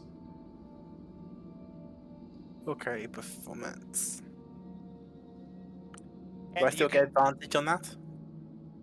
I will say you can have one more instance of advantage for this And particular performance. I'll give myself some Dark Maiden guidance. I might need it. Yep. So you did have advantage on this. 18. Okay. You get another sending that says acknowledged. And I guess a word isn't enough for me to read into that, is it? It's the same word they sent back the first time. Can only be used once a day, right? Yeah. I waited for them to message me. Okay. Now, Becker, about these pigs, were they roasted over a spit? Well, no. You know, they were building houses. One of them made a house made of straw, and there was a big bad wolf, maybe a werewolf. I can't remember, but yeah. Via kind of side eyes. Did you hear that, Bia? Werewolf. Until the next dawn. Okay, and what did the second pig make? That one made a house of sticks, and the werewolf knocked that one down too. It just wasn't strong enough, and he might have ate that little pig. I don't know. He might have got away. There's something about pigs going wee wee wee all the way home, but I don't know if that's the same story. What did the third pig do? This one was a smart one. He made his house out of stone. So the werewolf tried to get in there, and you know, maybe that pig was part dwarf, because dwarfs really like stone. You guys like your stone, don't you? Aye, that is a smart pig. Yeah, he was a good one, yeah. And that werewolf, he couldn't do a thing, and yeah, he just went back to the old woods, and he was messing around with the girl with the red hood. Oh dear. Well, that story's for another day, I think. Oh yeah. It's that one's scary. After a while, Becker will kind of climb out of her arms and kind of stretch and go, "Yeah, that was a great ride. Thank you very much. I feel really refreshed." All right, I've got the burn in the arms. I think it did me some good. Thank you. Oh We'll yeah, do they're looking really good. Yeah, they're looking We'll really do it again tomorrow, and you'll tell me another story. Okay, yeah.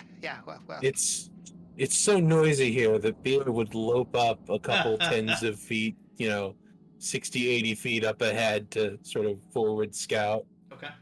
Cool. Trying to be, somewhat stealthy. All right. As can be done with the troop. forward scouting is definitely, and you know, to be fair for Bia and Becker, the other NPCs like Jim Jar and Topsy and Turvy, they'd all be chatting too. It's not just the two of you. When you say that Bia lopes, is she in a different form?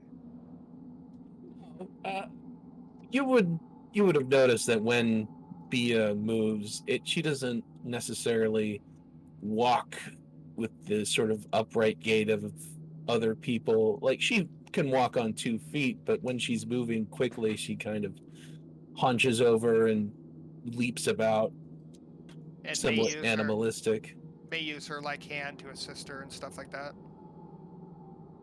Yeah, she doesn't walk with the same gait that you've seen most people walk with. Okay, cool.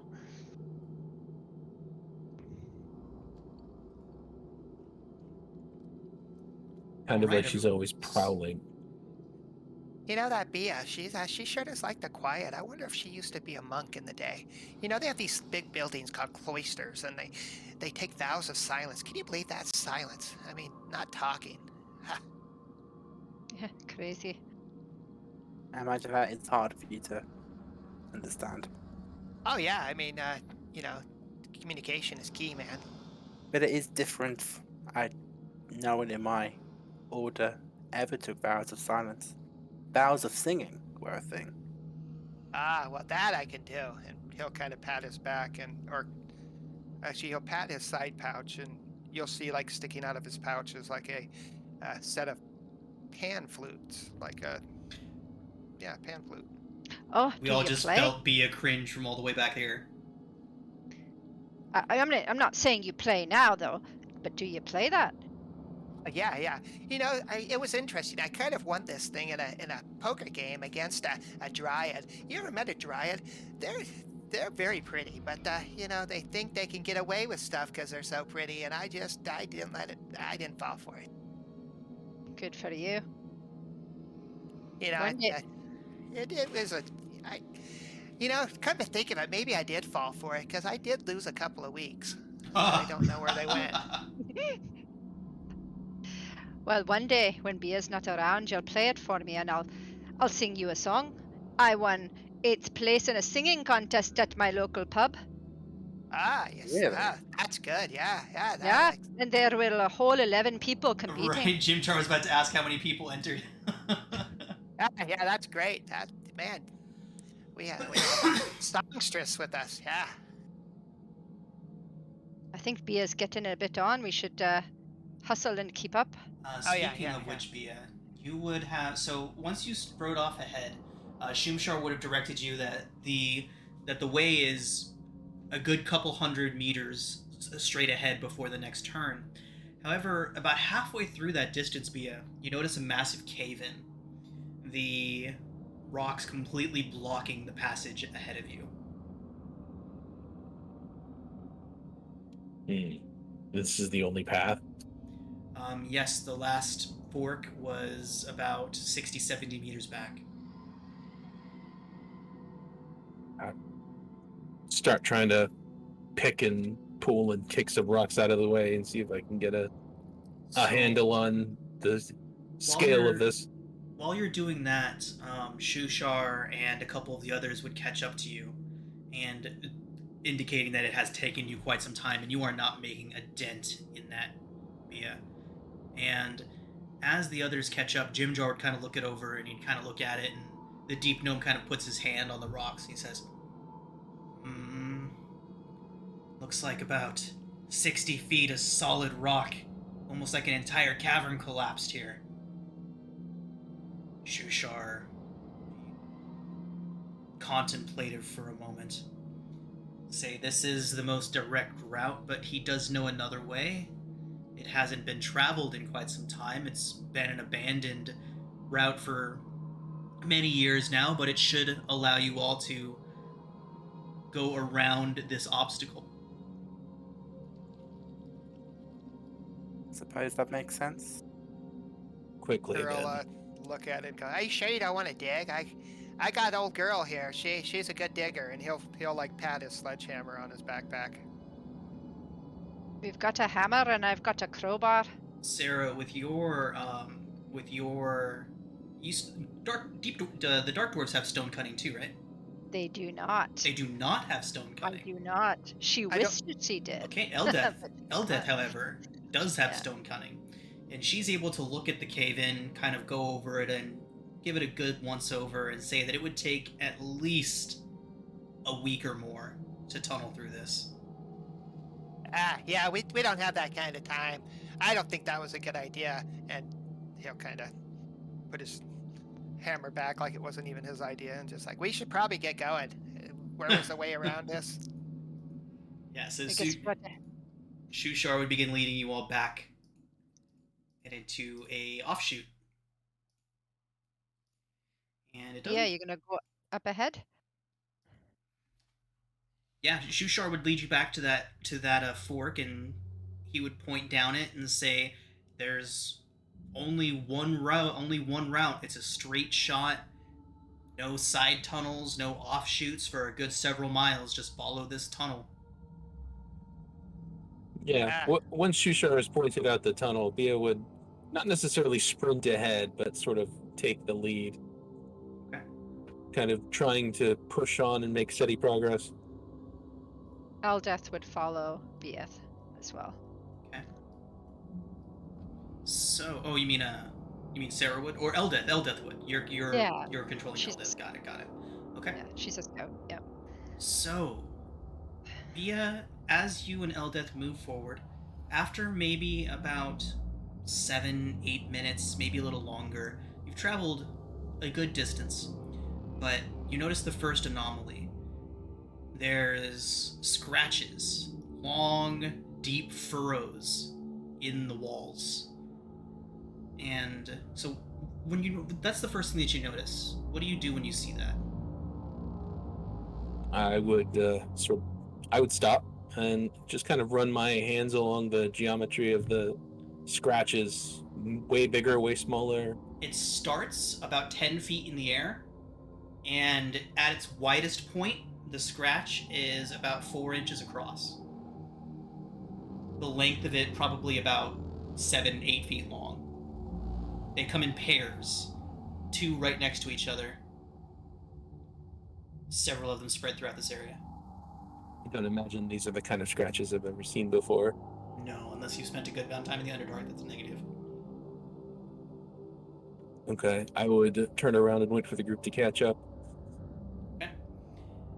Bia and Eldeth, as the two of you are up there waiting, you begin to hear a clicking sound in the distance. Quick, sharp, clicking noises. Very difficult to determine which way they're coming from. But as there's only one way ahead of you, unless they're coming from behind you, there's only one option left. We must be silent. Something lives here. As the rest of the group catches up to you, you can tell that the Underdark dwellers are very nervous. They approach, and the clicking sound still continues. This rhythmic... That's not breaking through the Discord sound barrier, is it, my clickings? I can hear. I heard that. Okay, I heard cool. I can hear it, yeah. Sweet. So it makes these clicking noises, and as the rest of you approach, you get something else too. The clicking gets more frantic and hurried. Just very, very fast, rapid clickings. Like total alert, looking at every inch of this tunnel ahead of us. Okay. Can I look up? Eldeth is looking over, and she notices that some sections of the tunnel have some structural weaknesses to them.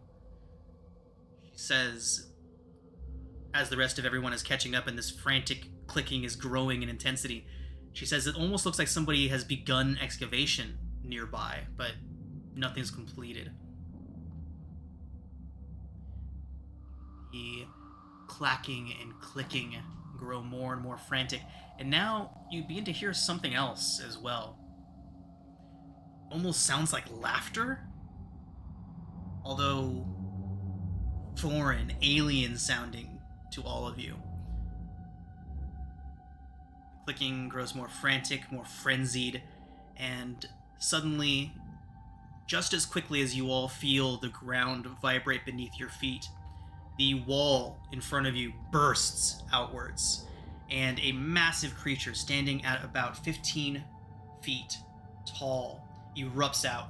Purplish skin, two long, elongated appendages with wicked-looking hooks on the ends of them, and beak-like features to its face. It shrieks as another bursts through the wall in front of you. As they burst through the wall, you can hear laughter from the hole that they just made. Cackling, mad laughter, almost inhuman. These two creatures stand in front of you and they look towards you. They shriek at you. Bia, could you please make a nature check at advantage? Your experience in the wild makes you uniquely aware of what's happening here. Okay. Bia, you can't tell exactly what's going on here. It's very difficult. But something's off about this encounter. Something's off with them. You can tell that something's not exactly right. They burst through and they shriek. They keep looking towards the passage that they just came through, and then looking back at you. What do you all do? The mad laughter still explodes through the passes that they just opened up, that they just burst through. Does the laughter sound like one person, multiple people? Multiple people. Yeah, those people don't sound like they're in their right mind. I mean, Can I, as I get into a low stance, I want to focus on them. Can I make an insight check? Sure. Or would animal handling possibly be more appropriate? So not animal handling, it would definitely be insight. We already tried the nature check, so let's try the other end of it. Oh, fuck. Okay. Okay. Yeah, I don't know. I'm on edge. yeah, they don't look like they're too happy. So these are the creatures that have burst through the wall. Up here is where you can hear the mad laughter cackling from. The two creatures in front of you begin shifting towards another alcove to the south. What do you all do? Would I Are be they in heading front of the towards? situation? Yeah. Are they going to go through us? Are they going away from us? Across from us? What are they doing? They are moving slowly towards this hole right here, glancing towards you, making threatening gestures towards you all, kind of like quick lunges and then jumping back. All the while, their gazes keep shifting to the left and then back to you, and then to the left and then back to you. I don't like this. Obviously something's scaring those guys, and those guys are big. Should we let them go? I think we need to worry about what's coming. And as Becker says that, he's going to try to maybe get around this corner and hide. Okay. Can I see any? I can kind of see into Actually, that with rope. this Can corner I see here. anything? This corner here, actually, because that's going to give him a better view of what's over here when it comes out. Got it. Uranus, you do not see anything around that corner, but as you all do that, nobody is taking any aggressive actions towards these creatures. They are going to turn and ram themselves into the wall to the south, dropping another small section of the wall as they squeeze themselves into the cavern, and you can hear the clicking beginning to fade as the mad laughter begins to increase in volume, and you all see 4 vaguely humanoid, animalistic creatures with the faces and colorations of hyenas burst out of that alcove. They have their spears and their bows out, and they're laughing madly as they emerge. They first seemed completely focused on following those 2 hook horrors that just fled, and as they take their first step out, they turn to see all of you and turn their weapons towards you. And we are going to roll initiative.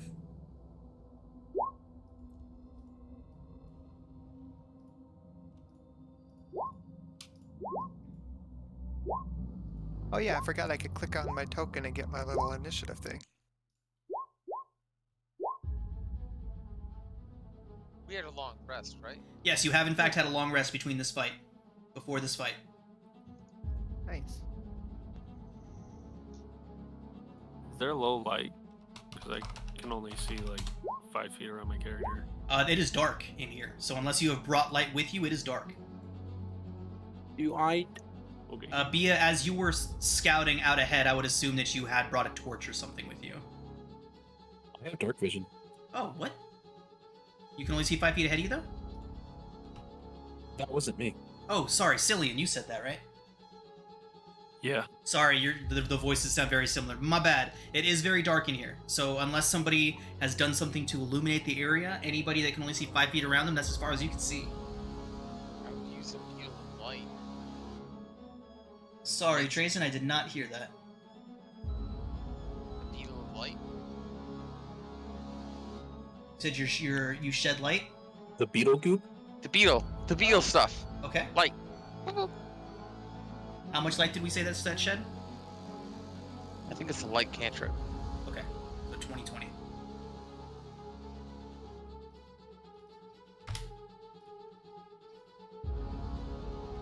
Beetle goop, beetle goop, beetle Yep. goop. Cillian, you can see now, yes? Oh yeah. Explorer mode is on for this map, so if that starts to bug out for anybody, please let me know and we'll turn it off.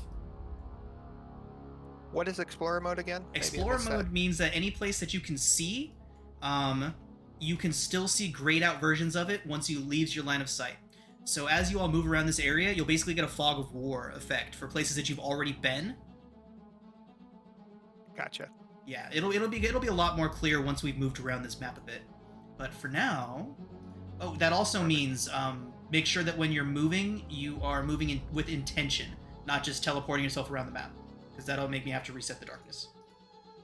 What do you mean with intention? Only move like 5-6 feet at a time. Only move like 1 or 2 spaces at a time. Don't like grab your character and teleport them like 30 spaces ahead and say that's your movement. Gotcha. Perfect. Okay. Trazen, you are up first. Are we going to do this next time? We still have a half an hour, and this is only the first little encounter, so we'll go ahead and run this through.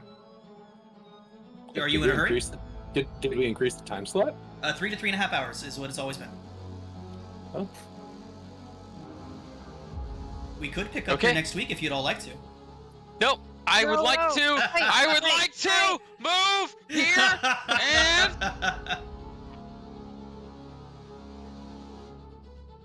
He's will got to use- spore out.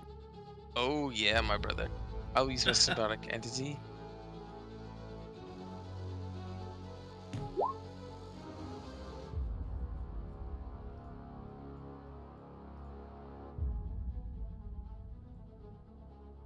That will be my turn. Okay. Becker, make a stealth check for when you hit. Oh, I rolled it already Oh, what when I was went it? around the corner. Result? But I can roll it again if you want. What was that? It's above the. It was above the initiative there. Okay. Oh, 21. You are hidden. Okay, Becker, seeing as, there's like these doggy guys that are cackling, he's gonna, you guys are not very funny, and he's gonna use his vicious mockery. They look deeply hurt. Emotionally, of course, not physically. It will be aimed okay. at the closest one to me. This one. Fantastic.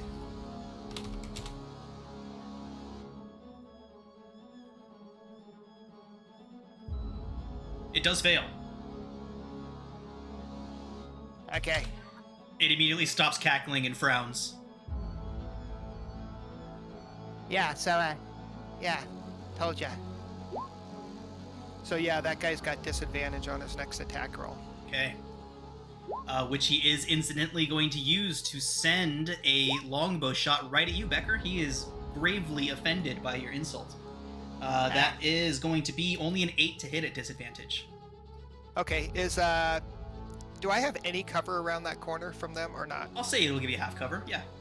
Okay, perfect. I just wanted to keep track of that. Yeah, so 8 misses anyway, but... Okay. Cillian, you're up. That wasn't funny. I told you, these guys aren't funny. You take a 1d8. Sorry. Oh, on its turn? Constitution save? Yep. What's the DC? I don't read it. I don't think there is. Halo of Spores. It's a definitely it. Constitution Unless it versus succeeds on a just Constitution DC. versus saving throw. Yeah, I've had several sport Okay. cards. Sorry, I did not know. 4. Okay. Yeah, my DC is 15, Nice. so 4. Nice. It's anybody within 10 yards. Feet? Yards? Yeah, feet. Kilometers? All right. Cillian, you are up. 30 feet would be awesome if it was yards. Right. Take a crossbow shot at that guy. Got it.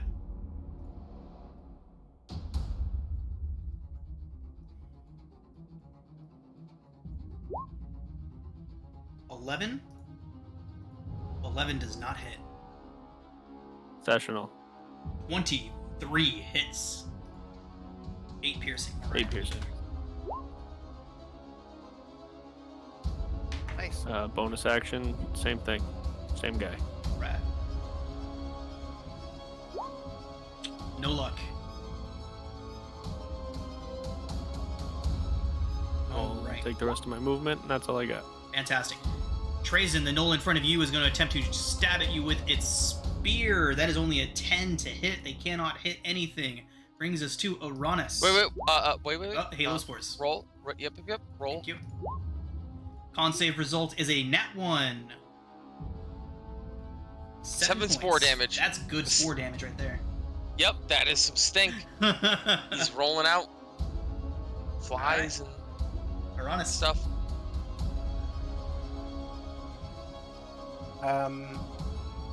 Uranus will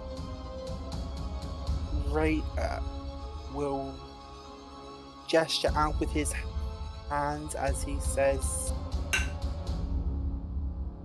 "See if you can bear the light of my goddess," as he uses his channel divinity, Radiance of the Dawn. Can they all make Constitution saving throws, please? Wow. Are they blinded if they fail? No, but they do take damage. Okay, that's cool. What's the save? Constitution, you said? Yes. Okay. DC? I think it's 13. I'm just double checking. Yeah, it's 13. Okay. How much damage? 2d10 plus my cleric level. Jeez, that's a crazy good channel divinity. It is. Okay, go and roll up that damage so I can put it in here. You know, the only bad thing about it is the save is con, but man, the damage is ridiculous. Yeah.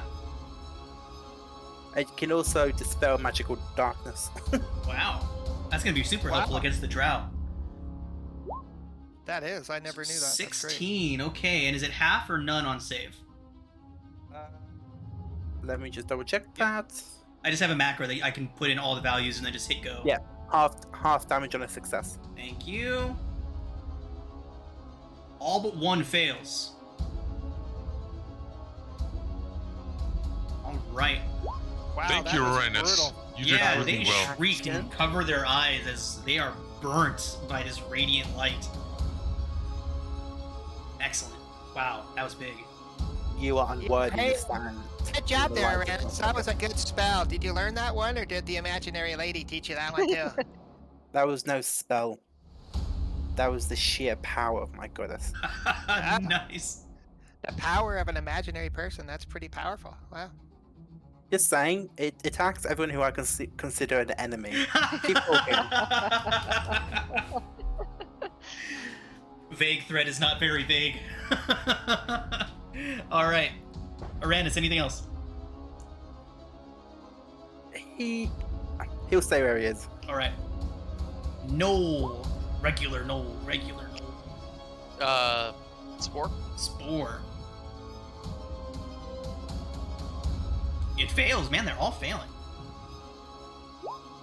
It rushes up to you, Trazen, and dies coughing on the floor in front of you. Doesn't that cost your reaction? No. Does it? No, the halo is constant. Yeah, that's what I was thinking. is Otherwise, I've been running around this everlasting. whole time. So, Halo Spores. You are surrounded by invisible necrotic spores that are harmless until you unleash them on a creature nearby. When a creature you can see moves into a space within 10 feet of you or starts its turn there, you can use your reaction to deal 1d4 okay. necrotic damage. I already did wow. it. I already did it. I have been Already did it. allowing people to abuse the shit out of that for entirely too long. He's alive. He's alive. I already used it. Wow. Okay. It's not- I am about to I thought deliver the some same very thing. disappointing news to some of my players. Oof. Okay. All right. It stabs you, or attempts to.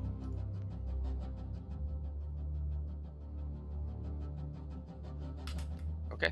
Ooh, Trazen, that is a crit. 24. 10 points of piercing. So it takes my... Temp. Oh, the actual... Yeah, the HP is fucked up. Okay. So... What's going on with it? It takes... I get temp HP from the Circle of Halo. Halo Spores. Then...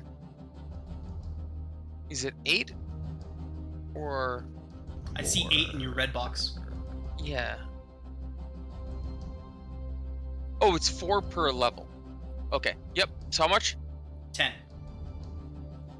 Alright, so I take 2. Alright, I'm at 15. Yep. Sarah, you're up. That wasn't too bad for a crit. No, not too bad at all. It rolled relatively low on its damage. Okay. I'm just gonna move through here. 10.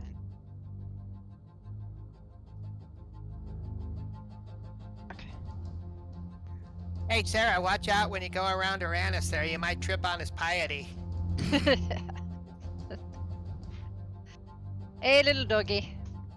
Let's see what you do with this. It makes And like a sure. sound as it looks up towards you. And she slashes. Oof. 13. Oh, 13. Unfortunately, still misses. Oh. That was just the beginning. You wait and see. It cackles. That'll be her turn.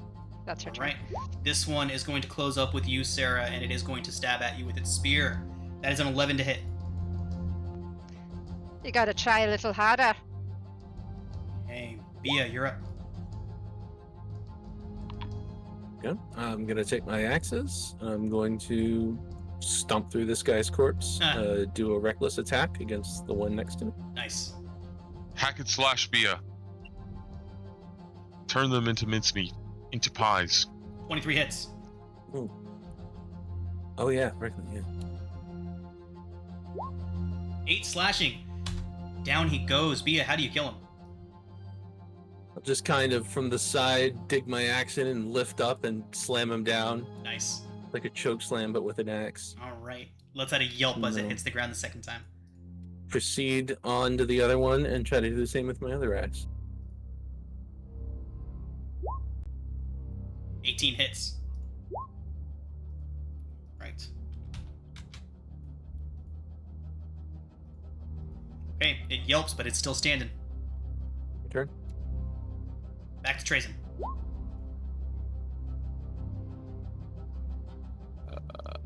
Oh boy. Oh, you said I have my thing, right? My spider boy. Yeah, you have a spellcasting focus now. Whee! Okay, so I will give my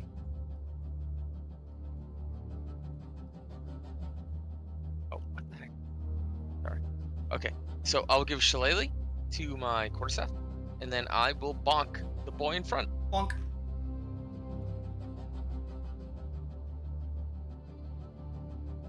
Wait, is it a club or a quarterstaff? I think we said you wanted a club, right? Yeah. That's a hit. So for 8. Not the crit. Not the crit. Down he goes.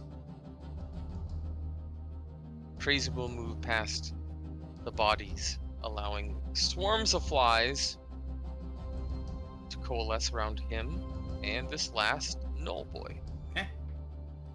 That is going to bring us to Becker. And so there is 2 left. 1 left. Yeah. You guys aren't good at this cackling crazy stuff, are ya? And he will cast his spell again. Vicious Mockery.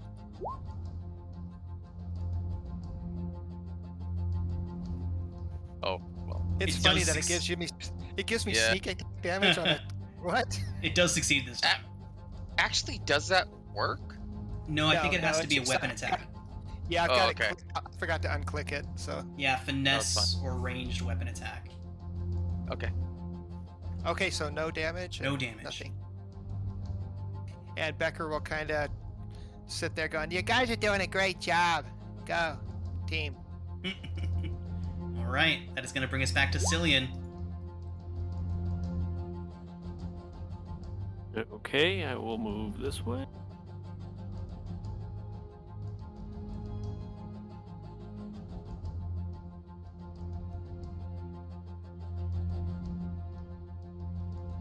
Keep hitting wrong square.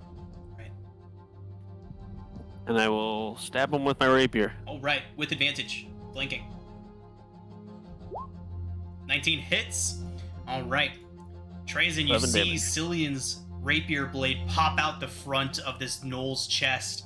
It whimpers, lets out one last mad cackle, and dies grinning. Those Ow. guys seemed really, really too entirely happy to die. That wasn't natural. How hungry are you all still? Trazen, as you say that, you hear more cackling in the distance. Much, much more. It appears that it is getting closer. And you can now hear the reverberation of footsteps, padded feet, slapping against the stone, approaching you from multiple directions. And that is where we are going to call it a session.